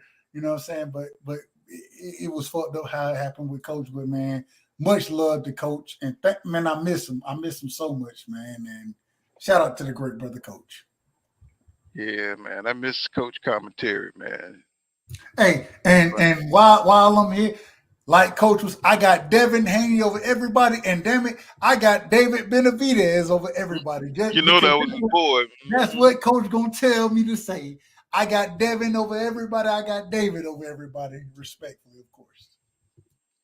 Let's see, Devin Sonya, thank you for that 4.99 super chat. Says, bro, it's going to take more than a jab to beat Tank. He says Tank is just as athletic and skilled as Devin. They both will have to bring their A game. That's for That's a real. And fact. Mr. Turner, That's a fact. thank you for that $5 super chat, sir. He says, I respect how Big Dog said Devin would be able to not get set up. I just believe Tank would be able to set him up. I respect all y'all men. Hey, no doubt, man. You know Respect. what I'm saying? Respect to you too. I'm fan of all of them, man. I just want to see them get in the ring. I know people think that's a cheap way out, but really, I see the talent in all of them, man. I mean, it's just hard for me to just say, you know what I'm saying, Tank would just knock one of them out, and it's just hard for me to think that Devin would just, I got to see the fight, bro. You know what I'm saying? I think they're all highly competitive. I think they all coming into their own. I think they're changing. Their game, their desire, their lust for the game is changing every day. They get in there and fight different opponents, and I think they get more and more confidence as they go along. So I just think they just it's just making the fight more even. The only person I would say you have to catch up is Stevenson because he has to get in the ring. He has to find some opponents and stay sharp. Even though you got Terrence Crawford over there keeping them sharp and giving them tricks to the trade, that's the only thing I think keeping Stevenson on that level. You know what I'm saying? Because if he run out of opponents and he don't fight any good fights, you know what I'm saying, it's going to be hard for him to stay on that championship level. Even though he got all the talent in the world, you got to be active. You know what I'm saying to really, you know what I'm saying, be able to operate on this level. And, you know what I'm saying, I would love to see him fight like a Frank Martin or, you know what I'm saying, some of the top guys. We need some good journeymen, really, you know what I'm saying, just to see what these guys are. You know what I'm saying, if they're not going to fight each other, at least fight the Abdullah Masons, a fight, you know what I'm saying, some exciting fights. Take down some dudes that got athletic ability like you know what I'm saying, and then, we could really raise your name up. You know what I'm saying? Have a fight like Manuel Augustus versus Floyd. You know what I'm saying? Somebody who's a no name, that gave Floyd all kind of hell. You know what I'm saying? He had to battle his way through it. That's what we want to see as boxing fans. You know, we don't always want to see a one-sided, lopsided victory. You know what I'm saying? Because you way more talented, you got way more ability than your opponent. You know what I'm saying? We want to see some battles in the ring that we can remember and talk about. You know what I'm saying? And right now, that's not what we're getting. We're getting showcase fights. And we don't, you know, we're tired of seeing showcase fights. We want boxing to go back to being a competitive sport, and that's what we like. You know, we don't know, we don't want to know who's going to win. You know what I'm saying? And you know that's what's boxing missing right now. You know, too many showcase fights. What's going on, Eric? And he says salute family. He says, I like them, but I got Tank versus Field at the moment. He said, but the one I think has the best shot is Shakur. And a lot of people think that because Shakur got that defense, man. His defense is crazy good. You know what I'm saying? But, you know, Devin, he mixed it up a little bit more than Shakur. But see, we that's why they got the fight, man. You know, I understand everybody got their picks and everything, but that's what make boxing great. You know what I'm saying? I respect Devin because he went out and got the belts. I wish the other ones came after the belts and stuff. And I think that would be great. I think that would push boxing to another level if we get back on track with everybody trying to go for a belt. You know what I'm saying? Instead of going for showcase fights and stuff like that. You know what I'm saying? Because now that means they don't have to directly go after the champion. And I think that's that. Mhm. But now I was just saying that it was crazy that he brought that up. Well, I hear, like you said, a lot of people say they feel Shakur gonna win and not Devin. I actually think they both can be Tank. But my point is, it's crazy how they say that when BFTB just pulled up the stats and the statistics that show that Devin Haney has a higher KO ratio than Shakur. But you say Devin Haney can't beat Tank because he don't hit hard enough, but Shakur can. That shit amazes me. Yeah, I mean, we won't know until they get into the ring and face each other. You know what I'm saying? I mean, they're both pure boxers. You know what I'm saying? To me, that'll be a more interesting matchup because, you know, if Tank get in there and knock out one of them, we know he can do that. You know what I'm saying? But if Tank get in there and outbox one of them, that would be fascinating. That would be fucking fascinating. If he could go in there and outbox Shakur or outbox Devin Haney, that would impress me more than knocking them out. You see what I'm saying? That kind of shit is some kind of shit I want to see. How would Tank handle that reach difference? And you know what I'm saying? What would he figure out? Or could he catch him late in the fight? Or could he win rounds against him? You know what I'm saying? That's what I want to see.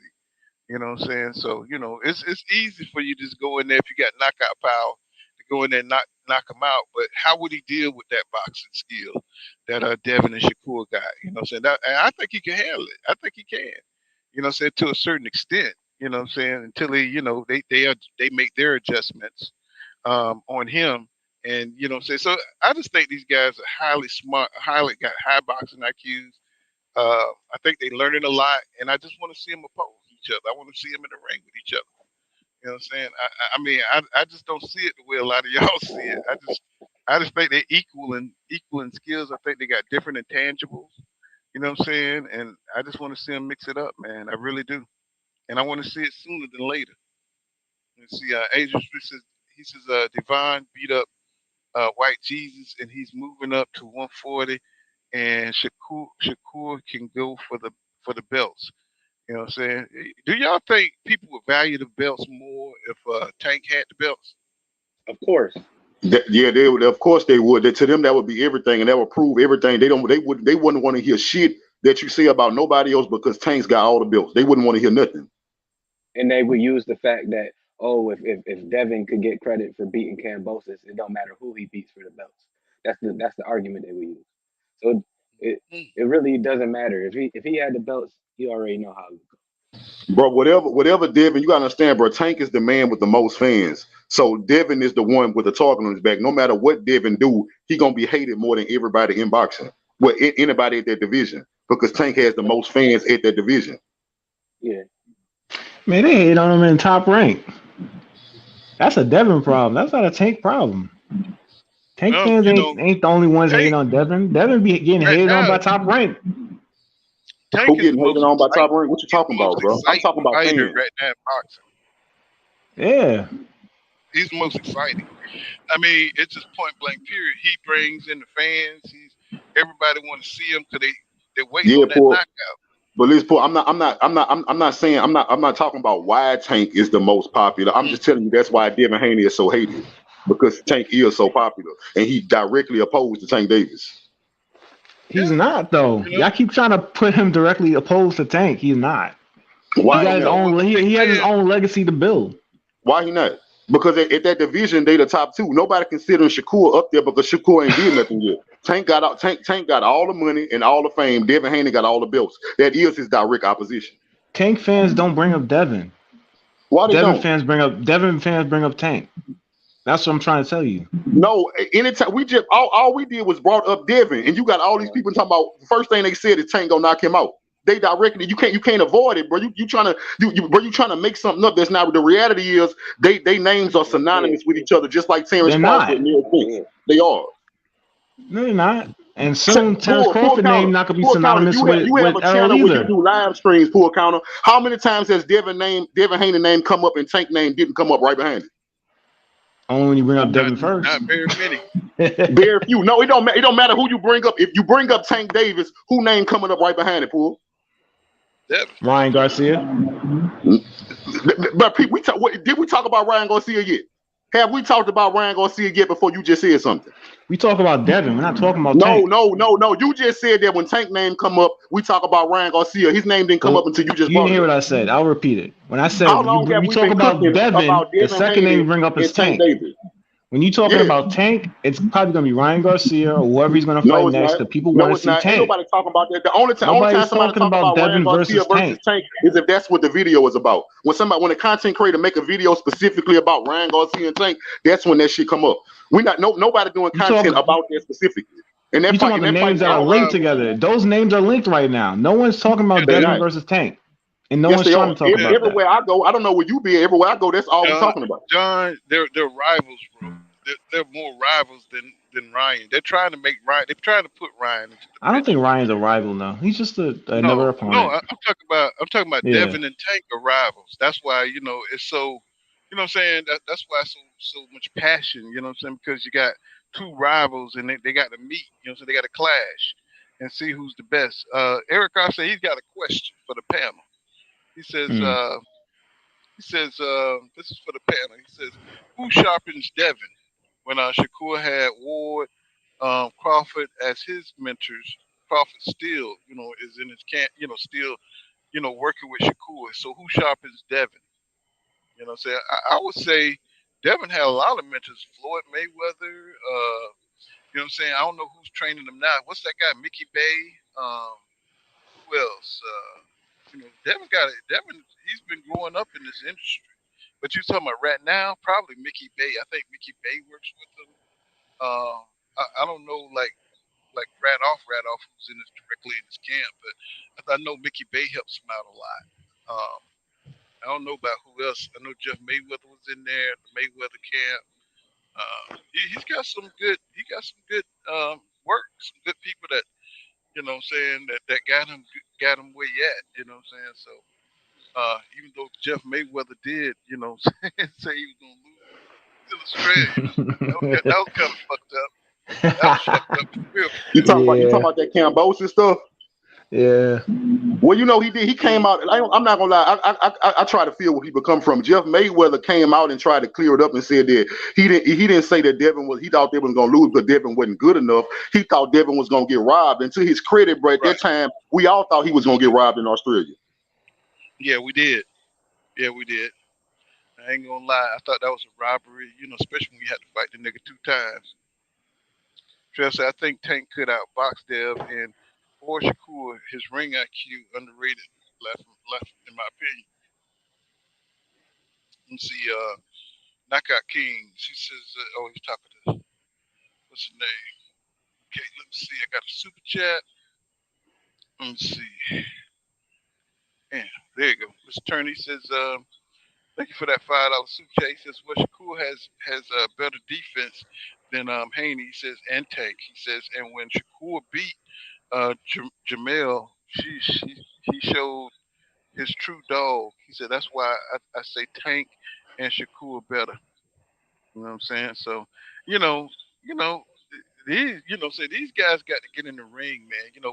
We're not gonna figure it out going back and forth. So, what I want to ask you guys about was we got a Yard, Anthony Yard versus Better Beef. Yes, The close, indeed. the Yes, close, indeed. the closer I get to this fight, man. All right. You know what I'm I saying? got I yard. mean, I got yard. man, We can agree you on got that. Yard. Y'all got Yard too. Man, I got Yeah, yard, I bro, got for the you. upset. I got yard for the upset. Hey, let me tell you why. Let me just say this. I know you want to cook on it, Paul. You brought it up, right? I just want to say this right quick. I got yard because I seen an improvement in his game from the Kovalev fight. He actually got better since the Kovalev fight. So I don't think like a lot of people go, oh boy, look what Kovalev did. But I think the present day Anthony Yard is better than the Yard that Kovalev beat. Yeah, I mean, I think he's learned how to pace himself a lot better because he kind of, his trainer went out there and told him to try to go all out on Kovalev, and that was a miscalculation. You know what I'm saying? Because Yard don't have the greatest gas tank. And I think he learned from that. Eric Thompson better be stoppage. You know what I'm saying? That's the popular bet right there. You know what I'm saying? To say Better Beef is gonna go out there and knock out Anthony Yard. But I think Anthony Yard got the skills too. I mean, Better Beef got good skills. I mean, he's a tough customer. But if Anthony Yard can withstand, I don't know if he can, but you know what I'm saying? He got some good moves, man. He got some good boxing skills. I mean, I could see even greatness in Yard if he just had a little bit more stamina. Um, I'm a rock with Yard, you know what I'm saying? But I know that's a tall order because we know Better Be, but he's old too. Just like Earl Spence Jr. was saying, you know what I'm saying? At some point in time, Father Time is undefeated. You know what I'm saying? At some point you're gonna start showing your age, and I do believe Better Be is 39 or 40 or some shit like that. And I think Anthony, this might be his opportunity. You know what I'm saying, to beat Better Be. You know what I'm saying? I know he works out crazy. I know he's a bad motherfucker and everything, but Anthony Yard a bad boy too. You know what I'm saying? And if he's learned how to pace himself, it might be a long night for Better Be. And I don't know why I'm saying that, but you know, I know Better Be was like the Incredible Hulk. He's like the white Incredible Hulk up in there. You know what I'm saying? That dude, it's like nothing phase him. You know what I'm saying? But I'm a rock with Yard. You know what I'm saying? I want Rock Yard to win, but it's gonna be tough, man, because Better Be, man, he got skills too, man, and he's strong as shit, man. He got power out the ass, bro. He's that nigga like Thor. It's like going in there fighting Thor or some shit. You know what I'm saying? A strong ass wood chopper. Let me see. Mr. Oh, thank you for that $5, Mr. Turner. He says, I want Yard to win, and I truly think he can win, but Better Be is a true beast. Yeah, he said, I bet on the upset, but it's 60-40 Better Be. Damn. Yeah, I'm feeling like that too, man. I'm like, man, when I seen him beat Marcus, what was the last dude, Joe Smith? Man, he beat Joe Smith ass, bro. I mean, he broke him down with skill, not just strength. Beat him with skills, bro. I mean, the dude got skills, man. That's what's scary about Better Be. If he Right, catch right. you, all he. Go ahead. I was just about to say I got Yard. Like I said, I think he better from last time, bro. And like you said, bro, Yard got real skills that's underrated because it's easy. I'm not trying to bring race into it, but it's a fact. It's easy to say like when a black fighter loses, it's easy to like they get discredited harder than any other racial fighter. So that loss he took to Kovalev, it's easy for people just to write him off. He'll never be nothing ever again. But like I said, I saw improvement from that last fight. And I do have him winning. I have him winning. I have him upsetting this guy, bro. And I'm not saying it's gonna be easy, bro, because like you said, bro, Bitter BF got everything to beat anybody. You know what I'm saying? He a nightmare for most people. But I just think Yard got that combination of speed, skill, and power to be the answer for a guy like Bitter BF. I think he got what it takes to win this fight. He's gonna have to. Yeah. He's gonna have to really be effective, slippery. You're gonna have to stay on the outside, man. You know what I'm saying? I don't see him like winning a fight on the inside. He's not as defensive sound. You know what I'm saying? On the inside the pocket, because he think he's Floyd Mayweather when he stopped moving his head and shit, and he stopped putting his arm down and all that Yeah. bullshit. Don't do You know what that. I'm saying? Yeah, don't do that at all. Stay away. If he stays away, I think he could do it. I think he got the athletic ability to move. You know what I'm saying? But he just gets a little bit overconfident in his reflexes. He relies a lot on his reflexes, and he got him. I mean, I it's just don't that. like that. Yeah, he hasn't been doing I that don't these like couple that. fights though. What I've been noticing is Yeah. he been doing the Sean Porter. He's been bullying people to the ropes and getting them out of there. And if he tries You that talking with about better yard? BF, yeah, if he tries that Yeah. with better BF, he has a high chance of catching him. All he needs Yeah. is one of those them bombs to go to start. Just they catch him on the chin. He can start at the body though, which I noticed he starts with the body. He's consistent about that. He has that fast jab, just jab, get you to the Yeah. ropes. And once he gets you to the ropes, he does that Duran shit where he holds you and he goes to the body.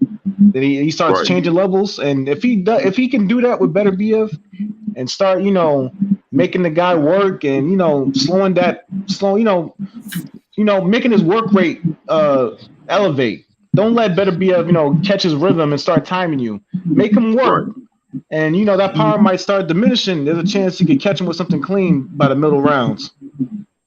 And another thing, I've like never I seen. agree with that too. Wait a minute. Okay, go ahead. I just think, well, I'm gonna just say this. You got it, but I just want to say, like, I agree with that. My biggest critique with Yard, but now I didn't watch all his recent fights, bro, like you did. So if you saying he more bullying now, that may be best because I'm looking at his body style, his body type, right? I'm not a big fan of fighters who pack on all the muscles like they bodybuilders. That's not functional for boxing at all. So my Yeah. thing is, like what Poole was saying, his old style when he was trying to be slick and Floyd Mayweather, that extra muscle you put on directly works against that style. So it was you was all the way off. So like you said, now if you saying that he got this more of a come forward style, maybe that extra muscle will help him in that style. But if he want to switch it up and go into some type of Philly shell and he want to be quick, elusive, that body style is not, that's not conducive. Correct. This is I agree the problem with that. this is the problem with all that shit. And I respect y'all I'm going opinion. on mute. I respect y'all opinion. The problem with this shit is that Beterbiev, the man got he hit too motherfucking hard. He hit too motherfucking hard. And at the end of the day, this is what it comes down to. For Anthony Yard to actually win, and I got a 7th round stoppage by Beterbiev. That's my opinion. For Anthony Yard to win this fight, ain't no way you can sit here and come forward and try to fight this dude, bro. You do not need to do that. You're gonna have to be on, bro. Anthony Yard he don't crack like Beterbiev does, bro. He doesn't crack like, he can crack now. He can crack. But if from what I seen in the Kovalev fight, man, once again, it's gonna be a 7th round stoppage. And this is the other thing. People don't give Beterbiev the benefit as far as the skill set that he has. If you go look at the Joe Smith fight, I'm used to seeing Beterbiev just come forward, right?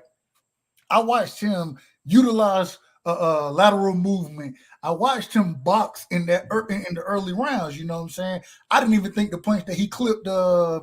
What's his name with? What's the brother name? I can't think of his name right now. Goddamn, Joe Smith. When he clipped Joe Smith, I didn't think Joe Smith should have been hurt. But that's the power that this brother carries. The brother carried too much power. Anthony Yard better not be the one coming forward in this fight, because if he's the one coming forward, he's gonna get his ass knocked out in 3 rounds. Respectfully to him, respectfully. And the other problem is Anthony Yard he gasses in fights. We ain't never seen the brother make it 8-9 rounds without starting to gas out.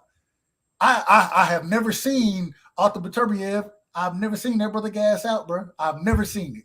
And it's a bad recipe right now. It's a bad recipe. If the fight goes long, he gonna get Yard gonna get fucked up. If it don't go long enough, I don't think Yard has the power. And Yard has good power. He does have good power, but outside, I've seen Beterbiev knocked down. I thought that was a flash knockdown. I didn't think he was really hurt. And if you go back and watch that fight, after he got knocked down, he came back and beat the dog shit to stop it. Like, you don't get knocked down and then go stop somebody, bro. You feel me? So maybe I'm wrong and maybe I'm missing this, but I just think it's going to be a 7th round stoppage for Beterbiev. I don't think Anthony Yard has a chance. And I hope I'm wrong. I'm a fan of Anthony Yarde. I'm a fan, but I don't think he has a chance in this fight. So Arthur better be he the man. He gonna be undisputed. You know what I'm saying? He got to fight. You know what I'm saying? Bivol. I think Bivol is gonna go down and fight Canelo. You know what I'm saying? If they'll probably end up Canelo is not taking that fight, bro. Come on. Yeah, that's what he said. He said after he fight John Ryder, Bivol's Bro, supposed to be the nigga is fighting John Ryder, bro. He's fighting John Ryder. The same John Ryder. The same John Ryder who won, but was robbed or who won in a stolen victory over Danny Jacobs. I told you this last year he was gonna fight John Ryder. I told you this shit. We talked about it. He gonna look at that list. I said he's gonna fight John Ryder because he's the path of least resistance. You know what I'm saying? Canelo ain't trying to fight nobody. He done beat the game through politics and bullshit. And, you know what I'm saying? He ain't trying to get knocked out in front of his fans. You know, that's why Terrence Crawford, they the same. Black Canelo, he trying to be the Black Canelo. And, Canelo, he just. I gotta ask a question. I gotta ask a quick question. The Marcus Brown fight. What did y'all think about that fight, bro? Oh my God, bro! That shit was so. I think Marcus Brown trash. It was like watching. I think that was infuriating. It was like watching a horror movie with a white girl trip. You know what I'm saying? Help! You know what I'm saying? You're like, God damn, get up! That was exact feeling. Just infuriating. It's like, why do you keep falling? Like, just run. He had cut Better Beef too. He was doing good, and then he got hit with something, and he could have won the fight. This boy just gave up. Marcus Brown, infuriating. I don't know what the hell Better Beef hit him with, but it changed his whole character, bro. Marcus Brown was looking at the ref like, help me, help me, please. God, that was like I don't know why these fighters, man. We need help. Don't look at the ref. Do them nut shots. That's what EJ do. When somebody touch up EJ too much, he go straight nut shot. Calm your ass down. Let me get back to his work. Another fight I want to talk about was David Beterbiev versus Caleb Plant. That's gonna be a hell of a fight, y'all. Benavidez. Yeah, I think David too, man. I'm with Coach on that one, man. I wish you could have saw that one, man. I got Benavidez over everybody. Shout out to Coach. David Benavidez. Who y'all got? King. I got Benavidez. I mean, the thing is with Caleb Plant, like what I noticed about Caleb Plant, bro, and I watched him against Canelo, bro, like, and I know, Canelo got decent power, bro, but I look at, bro, it's certain things that people not looking at in fighters, bro, and it's the intangibles, like the heart and the will to keep going. And when Caleb Plant knew that Canelo had hurt him in this fight, he was I'm either going down or I'm gonna buckle down and I'm gonna turn this around. He one of them people that concede, bro. Like I saw him. Canelo knocked the fight out of him. Before the stoppage, how did y'all have that fight scored? I had Caleb Plant. I thought Caleb Plant was up, but that's what I'm trying to say. That's why intangibles is important in a fight, bro. Like you can literally knock the fight out of somebody, and it's not always power. It just happened to be power in that Canelo fight. But I've seen fights where somebody knocked the fight out of somebody, and it wasn't because of power. Sugar Ray Leonard knocked the fight out of Roberto Duran, and it wasn't because he was hitting them with bombs. You can knock the fight out of people, bro. And I just think Caleb Plant ain't got it on a fundamental level. I think in them biggest fights, like Canelo was his biggest fight. In them type of fights, I think he'll fold. Yeah, but I got David Benavidez, but I think it's gonna be a tougher fight than what people are assuming.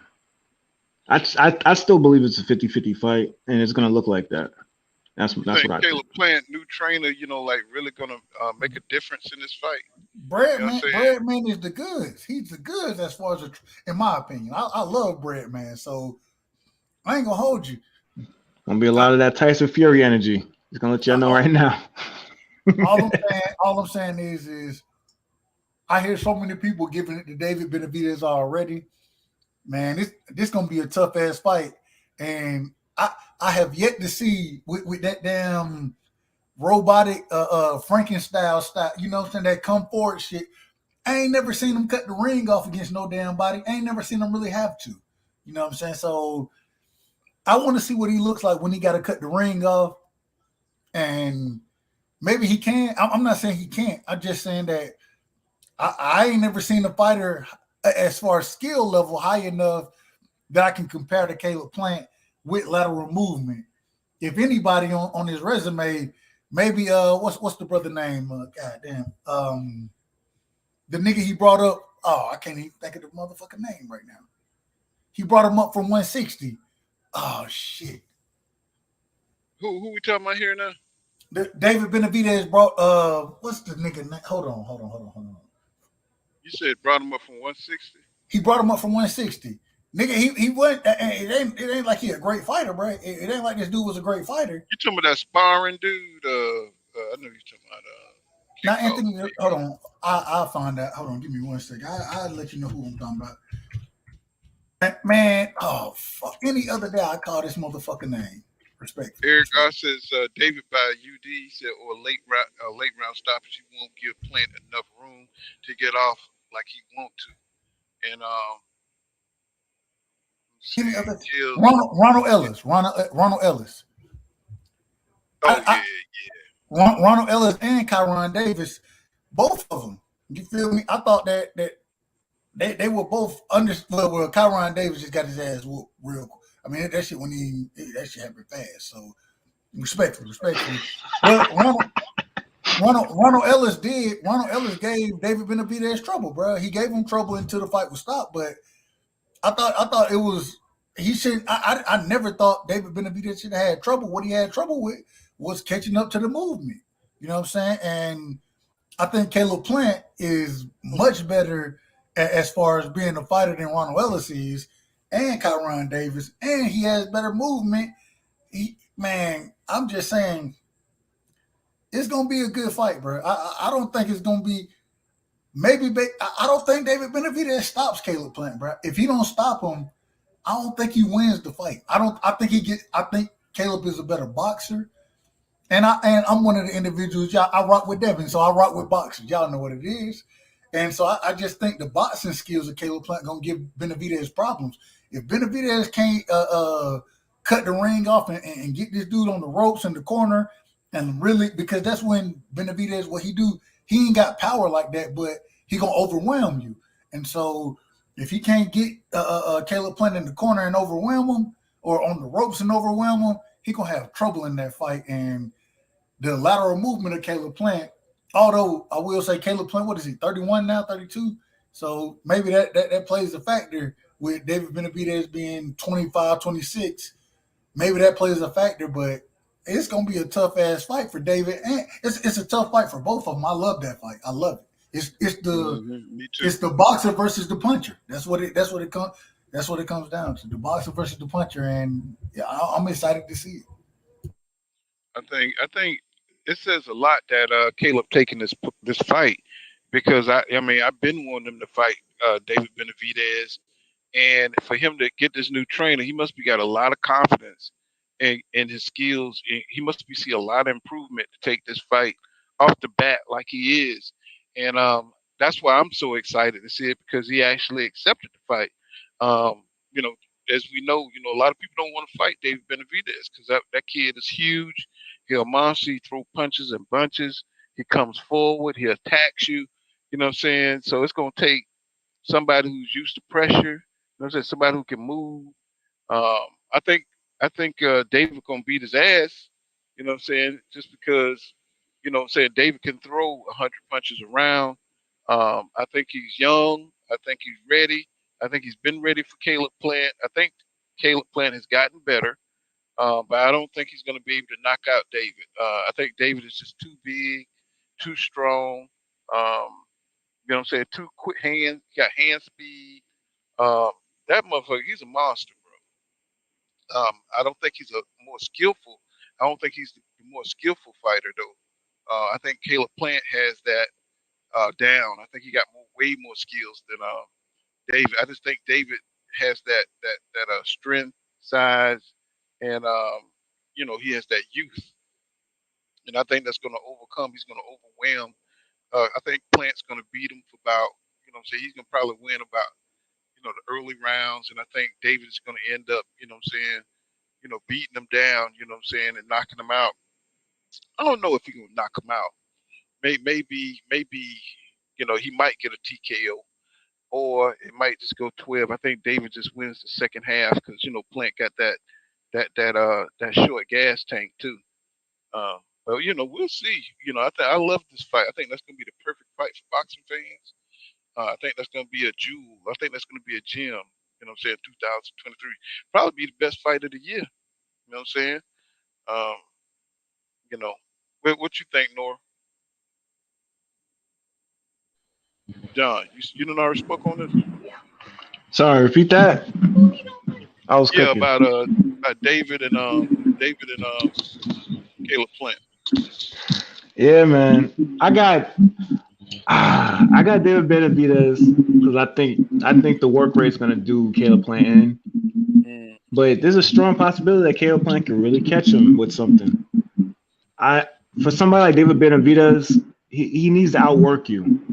He does hit hard, but he's not he's a thudding puncher. He's not somebody who's gonna he's not like a knockout artist. He gets you with the work rate. So he's gonna be open for shots. So there's gonna be a lot of counter shots available for Caleb Plant. I think Caleb Plant has the faster hands when it comes to just, reaching the opponent. Now when it comes to when it comes to combinations, I think David Benavidez actually, I think he has faster hands when it comes to combinations. He's a better combination puncher than Caleb Plant is. Caleb Plant's kind of basic when it comes to his combinations. He doesn't really use them as often, but he's good with his jab. He's stick and move. He's a good body puncher. He's a very underrated body puncher. Very good to the body, and I think he's probably going to sit down a couple shots. He's going to try to slow down that work rate. He's going to try to punch in between a lot of that stuff that David Benavidez is going to be throwing because he's going to need to do that to make Caleb Plant sit there and fight him. So that's why I see that's why I see it as more of like a 50-50 because both of these guys do something that's going to give the other fighter exactly what they want. Caleb Plant wants openings. David Benavidez will give him openings. David Benavidez wants someone to actually exchange with him. Caleb Plant will have to exchange with him. So both of these guys are going to get something that they want out of the fight. It's going to be a very entertaining fight. I think it's going to go to the later rounds. I feel like it goes deep waters, and we'll see. We'll see how David Benavidez reacts when he's in a challenging fight, a fight on the upper echelon that goes to deep waters. We've seen a little bit of that with Darrell. The cut, unfortunately, kind of took that away from us. We couldn't really see what would have happened had the cut not happened because I feel like that fight was turning into a classic. Both of them guys were going at it back and forth. That's one of my favorite fights until that cut. Especially for the modern era, because you don't really see that a lot of times. Darrell, he's a lot of heart. He's somebody who will go out and shield. If he sees he's losing the fight, he will take the fight to the other fighter. I respect it about fighters. I always want to support fighters who do that, who always put their best foot forward when they go inside the ring. So I like the fight. I think the fight's it's a good fight for the fans. It's going to be a barn burner. I got Benavidez, but I would not be surprised if Caleb Plant takes it by TKO. Hey, who got more power? In your opinion, I think Caleb Plant has more power. No. Wait a minute. Let me finish the question. Ronald Gabriel. I hope I said the brother name right. I the foreign fight. Respect. I ain't trying to. So foreign fighters. Well, my bad. Respectfully. Gabriel or Caleb Plant. Who got more power in your opinion?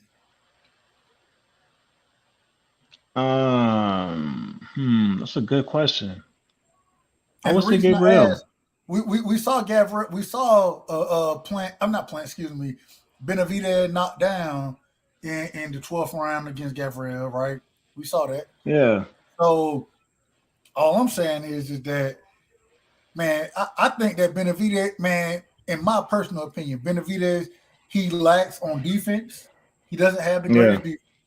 I think Caleb Plant's defense is much better than his.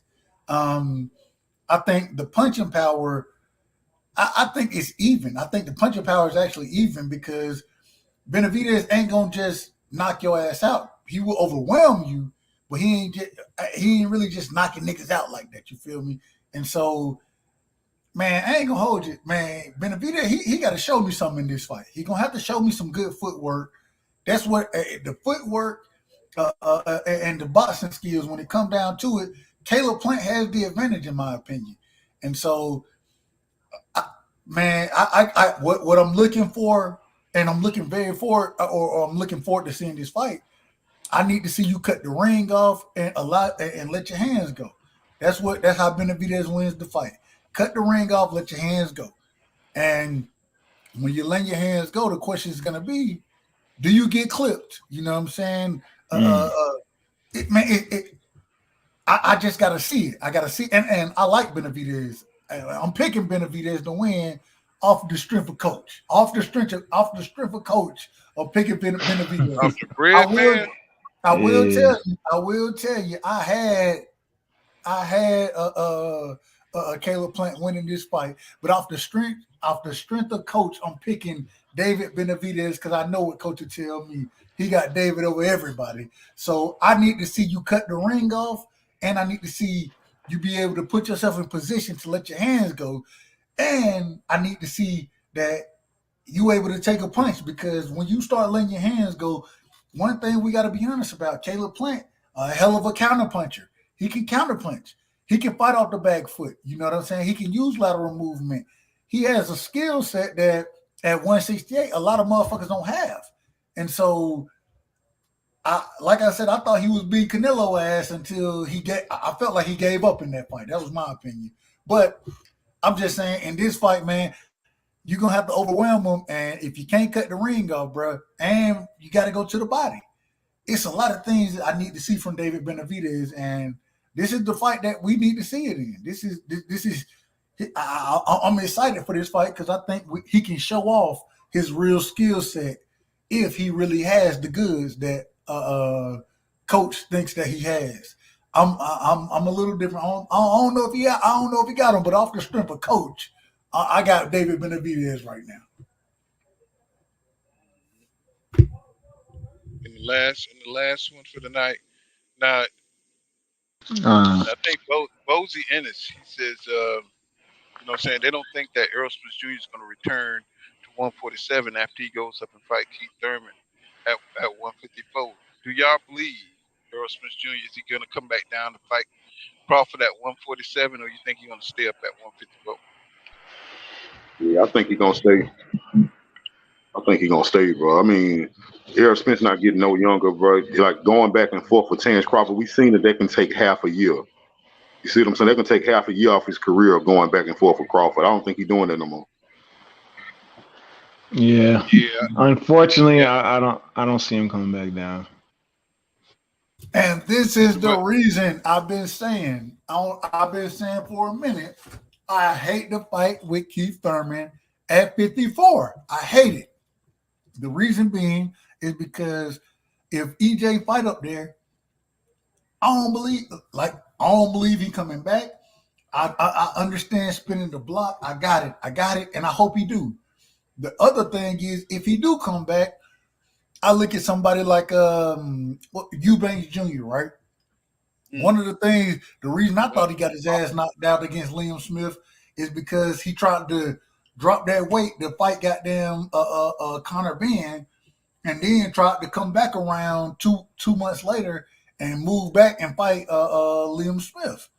Liam Smith ain't no huge puncher like that. He ain't no huge puncher. But I think the punch resistance wasn't there because what happened? The nigga cut too much motherfucking weight trying to get down to fight Conor Benn. Hence the reason he gonna do a Roy Jones. And his coach just happened to be Roy Jones. Why he gonna go off on Roy Jones? Hands down and shit, man. Put your goddamn hands up, man. Respectfully. I mean, he's athletic, but he didn't look as athletic as he usually do. You know what I'm saying? He looked weird. It's hard. You can. It's no way you can, and that's why I picked Conor Benn to beat his ass. Respectfully, I picked Conor Benn to win that fight because I was like, bro, Conor Benn coming up weight and you dropping weight when you've been fighting at this weight, bro. You shouldn't be dropping the weight. And listening to the nigga talk about he was 50% all that kind of shit, bro. No, you finna get your ass whooped. That's what's gonna happen. I'm talking about And his one brother that be getting his ass beat by these. I mean, he's European himself, but it's just weird to see him get his ass whipped. I think it was Groves that whipped his ass, and I thought Chris was gonna be a pretty good fighter, and then shit, he got in there and got his ass tore up. It's like some black fighters you just have no faith in. You know what I'm saying? Because they just don't have it. And I think his dad had it, but Chris he fell far from the tree. You know what I'm saying? I think he should go do a DNA. You know what I'm saying? Because Chris, he don't have no bald spot and shit. The nigga light skinned and shit. You know what I'm saying? It's a lot of factors there. He don't. hey, I mean, he what you don't say, have Paul? the talent. He the milkman, baby. The milkman, baby. Yeah, Don't it's do it something, to him man. like Because that. when he ate that Oh, meat off damn. that salt, what do we call that shit? When it put the meat in your mouth and all that shit, I knew you were gonna lose. I mean, this is some Yeah, that was bullshit right wild. here. That was some wild I shit said, right there. he finna lose, And I bro. gotta say this. For you to let Liam Smith call you gay, respectfully, ain't got nothing against gay people. Nothing against them. Use them words. But for him to do what he did, bro, man, for him to call you out the way he did, and then you go and get your ass slapped up, man, god damn, bro, like That's that shit, bro. that's Bro, tough. you can't emulate Roy natural talent, Jones, bro. facts. You can't emulate. Nobody can't fight like you can't fight like Lomachenko. It's certain you can't fight like Floyd Mayweather, bro. These guys got gifts that you just Everybody they got don't have. reflexes, right? They you can't emulate that. That's something you can't train on. Hey, The shit Paul, Roy did in the ring. Go ahead. you want to hear something funny? Shout out to the great brother Blue Blood, man. Shout out to the brother. Blue, he had an interview with Roy today, right? I caught the first part of the interview. I'm always gonna rock with my brother ETB. You feel me? ETB, that's my dude. You feel me? I rock with him. And so I'm always rock with him. And so before I jumped on ETB shit, you feel me? Before he started going, Blue was interviewing, and it's crazy how it happened for me because my son, he rides the bus. So the bus usually gets here for me is probably around 4:15, 4:20, 4:25, somewhere in there. That's when the bus get there. So I'm always out there to get my son off the bus, right? And so while I'm out there, I'm listening. I'm listening to ETV. If he ain't live yet, I'm looking to see who live. Maybe Coach Malachi. I don't know who it is. So I'm looking at Blue Blood, listening to Blue interview Roy Jones. And Blue asked him, he said, man, do you think you are the most athletic fighter ever? This, that, whatever.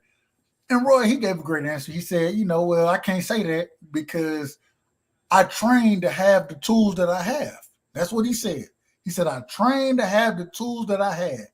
Some of it was athleticism, but I trained so hard to be able to do what I was able to do. I think, and this is Roy, he was saying, I think Muhammad Ali was or was able to use natural skills more than I was able to use them. That's why I think he's the greatest fighter. And so while I'm listening to it, I'm thinking, I'm like, okay, so what you're saying is you trained to have these tools that you had. You trained your whole life for that. You can't go and teach somebody like Liam, not Liam Smith, my bad, like Chris Eubanks Jr. You can't teach him what you learned in a lifetime or in a fighting lifetime. You know what I'm saying? Growing up, you can't teach him the skill set that you have. He grew up with a different skill set with his dad. You feel me? Right. And so, in my opinion, I think his dad would be more effective for him being in his corner, and his trainer, even though maybe they don't agree, fighting like his dad would be more effective than trying to fight like Roy. You got to fight like Roy, bro. You got to be special. Blue asked him. Yeah. Blue said, in my opinion, you're the most athletic fighter ever in the sport of boxing. What do you think about that? What do you think about that? And that's when Roy went into Muhammad Ali. But What I will say is we know Chris Eubanks Jr. is not nearly close to the most athletic fighter in boxing. We know that. And so how is that skill set that Roy is teaching? That shit ain't gonna work for you, bro. It's not gonna work for you. And that's what we see. I think Roy looking at it from the wrong perspective. What he need to do is he need to go buy about 10 chickens. You know what I'm saying? Because his whole style it was off a chicken fighting. It was off a chicken fighting. It was off a chicken fighting, right. Facts. I mean, he didn't train him on no damn roosters fighting, you know what I'm saying, with blades on their legs, you know what I'm saying? And that's how he knocked down James Toney. Facts. Right, doing the rooster style. You know what I'm saying? You don't see Eubanks being quick enough. You know, the more I see Eubanks, look like he's losing some athletic ability. He didn't look the same in that fight. I mean, Liam looked like he was 60-year-old man in there. Go ahead. Yeah, with all that damn gray ass hair, yeah. Yeah, you know, damn he sure need a is. hair club for men or something, man. You know, die that shit, bro. Die that shit. Die, bro. Die. For real, you know what I'm saying? And he went in there and whipped. He should have never been backed into a corner. Bro, that nigga like that. He 31, bro. Liam Smith is 31. Wow. Damn. Wow. The hell happened? And how many Liam Smiths are there in boxing? I mean, god damn. It's like every time you turn around, they need somebody to knock out, they get a Liam Smith. You know, every time Canelo need to. It's the Liam. That's like a Tom Jones from back in the day. It's the Liam Callums. Those are the Callums. But you know they all brothers. They all brothers over there. So it is what it is. They all brothers. Yeah, no, Floyd. That's why they call him an athletic fighter. He had bad technique, but he had such athletic ability that he could get away. He has the speed. Yeah. You talking about Roy? Roy. Yes, Roy. Yeah, he didn't need technique because he could. It's very rare that you could hit a boxer, without a jab. You know what I'm saying, or just hit you with a lead punch. Roy could hit you with a lead punch, bro. That's how fast he was. Bro, I watched Devin chin in do the that air to and everything. Cambosis Pop all your day. ass. I watched Devin do that to Cambosis all day. Yeah, but in the second fight. Cambosis wasn't shit. He should have never. We see right now boxing. We got guys who are ending up with belts who shouldn't have never been around a belt. You know what I'm saying? He should have never been in that position to have a belt. Through politics and everything. You know what I'm saying? They're trying to skate around the dangerous fights. So we ended up with guys who don't deserve to be at the top. That's why the belts are not being respected. You know what I'm saying? The way they if should. A motherfucker get his ass whooped, if somebody like Teofimo Lopez, right, trying to duck out the fight, which Teofimo should have been fighting Devin. He should have been fighting Devin instead of Cambosis, right? But he tried to duck out. That shit is what you remember what T.O. Senior said.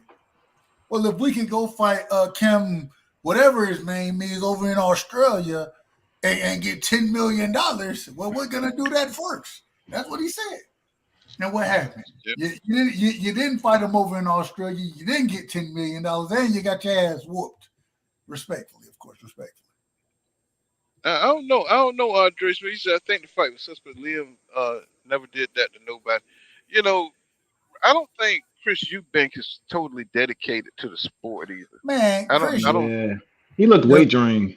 The problem was Chris Eubanks. He looked bad overall. He was trying to fight Conor Benn, and they was trying to fight at this ridiculous catch weight. So the nigga drained himself trying to get down there, and then two months later, you feel me? He came back and he didn't take the time to rebuild the body the way he needed to rebuild the body. Remember what? Y'all, I don't know if y'all remember this, but before Conor Benn popped for PEDs, Chris Eubanks in the press conference, what he told us what it was. I'm only 50% right now. I'm only 50%. That was what he said. Well, if that's what you're gonna say, and then you expect to build your body back, and when you drop that weight like you dropped it, you feel me? What you're dropping is muscle mass. You know what I'm saying? So regardless of what people want to think about that shit, when you start dropping muscle, that shit, bro, you got to rebuild that shit to really get back to your full potential and your full strength. And matter of fact, when you tear muscle down, when you build it back up, the shit is bigger than what it was before. And so the brother he had dropped too much, and that's one of the things I worry about with these fighters, especially even Devin. I worry about it with him cutting weight like he cutting it, bro. You got the punch resistance ain't always gonna be there when you continuously cut weight. Especially when you start to cut muscle, and so I'm not. That's why I always say I'm not a fan of Devin.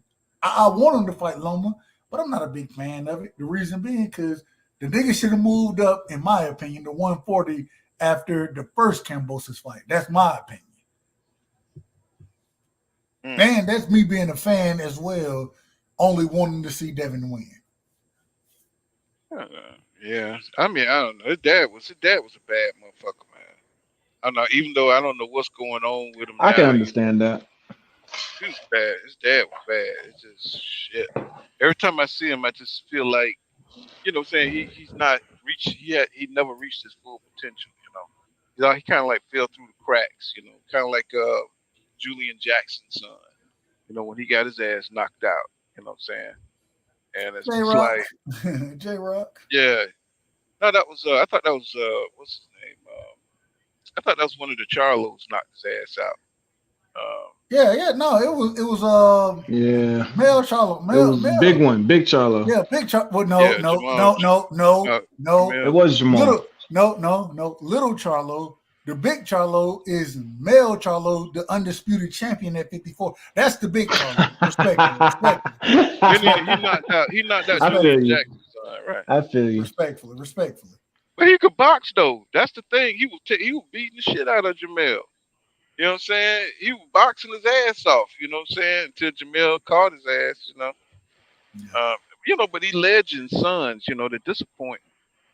I mean, it's disappointing. They're not, reaching that level. When my man said he thought Sweet Pea was more athletic than Roy, I mean, I think that could be a case to be made about that because I think Sweet Pea fought the better competition.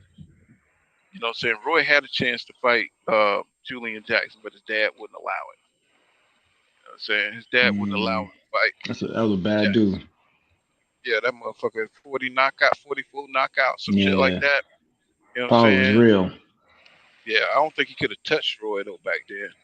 I don't think because he was slow as shit. That's who. And I don't think he could have touched Roy with that power. Roy's way too fast, man. And I mean the way he did Hopkins and the way he did Tony, those are some of the slickest fighters that you could find. You know what I'm saying? And that's why we say Roy Jones is most athletic because I see what Sons of Jacob is saying with Sweet Pea being athletic with his feet. But the thing with Roy Jones is he had the feet and he had the power. Yeah, I cannot forget he had the power in both hands. You don't get that in a fighter. That's very rare. But he had some power too. Roy Jones had that knockout power in both hands. Sweet Pea got power. He ain't no pity pat either. But Roy Jones had some real power in both hands, and he had the feet. That's a crazy combination for a fighter to have. You don't see that often. But we're gonna leave it right here. But we're gonna come back tomorrow. You know what I'm saying? Got a little time off. You know what I'm saying? Come back. I was gonna ask you going live tomorrow, bro? Of course. Okay, that's a bet. Calling the fight. Hey, well, shit! Wait a minute. Who fighting tonight? I know the goddamn forgot that quick. No, tomorrow. Tomorrow. So, someone was fighting tonight, right? Wasn't there a Friday night fight? Hey, that dude Rocha fighting. I know Rocha fighting. When he fight? Rocha fights tomorrow, and I ain't gonna hold you. I'm more interested in I'm a fan. Another guy that I'm a fan of. You know what I'm saying? Shout out to the great brother from Texas, Kid Austin, Floyd Schofield. Oh, yeah. I'm a huge fan of him. I'm a huge fan. He can't replace Devin. He can't replace Devin, but he gonna be right there behind Shakur. Him, Devin, and Shakur. He fighting rock with him. Yeah. He fighting on the undercard tomorrow for Rocha, and we got the great fight. Who's showing the fight? Say it again. That's the zone. Rocha got his own card. Yeah. Rocha's headlining the card.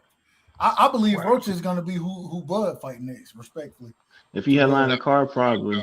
God damn. Motherfucker fight Roach, man. I know better than that shit. Hey, Can't stand that John Nori. Hey, John Nori. I'm gonna tell you, brother. Get look, get your defense gloves on, be ready. You're gonna have to defend this shit respectfully. You're gonna have to defend it. I can't defend it. I wanted to, I can't defend it. I'm only doing it for content. That motherfucker got some power. Hey, that kid got some power, man. That kid right there, Schofield. God damn. I'm a fan of Schofield. Shout out to I the want to great see brother. him in the ring. He'll be fighting on the undercard of Rocha. And then we got Beterbiev or Beterbiev, excuse me. I don't know if it's Beterbiev or Beterbiev. I don't know what it is, but we got him in Yard fighting tomorrow. I don't even know who on that undercard, bro. Oh, we have to go live on that one. Hey, if I get a chance, Pool, man, you know I rock with you. If I get a chance, I'm gonna stop through, bro. All right. Yeah, I'm gonna try to get my things done. Try to stop through as well. All right, y'all. With that, you got anything? Oh, y'all subscribe to Inside Sports Circle with King Judah. Y'all see how he be cooking and snapping and shit. Just don't talk about Devin Haney. Y'all be all right. You know what I'm saying? Y'all leave Devin name out your mouth. Hey, Pool, I feel comfortable. I can go over there and I got somebody on my team, man. I got somebody riding with me. Me and him, one thing I say is me and Judah, man, we'll ride together and we'll cook motherfuckers about Devin, respectfully. Devin, Haney. But y'all take it easy, though, man. Much love, family. Much love. Right, to all y'all. You know, we'll be back tomorrow night for the fights. You know what I'm saying? And y'all stop on through and check on your boy. You know what I'm saying? Judah, Dub, John Nori. You know what I'm saying? See you guys tomorrow. And you know when the fight come on. This has been Full Counter Boxing. Make sure y'all smash that like button. Subscribe to your channel for your boy. Until then, y'all. Remember what I say, Lord. Don't go around here, Lord, dog. Savvy. See you guys in the next one. Peace out, y'all.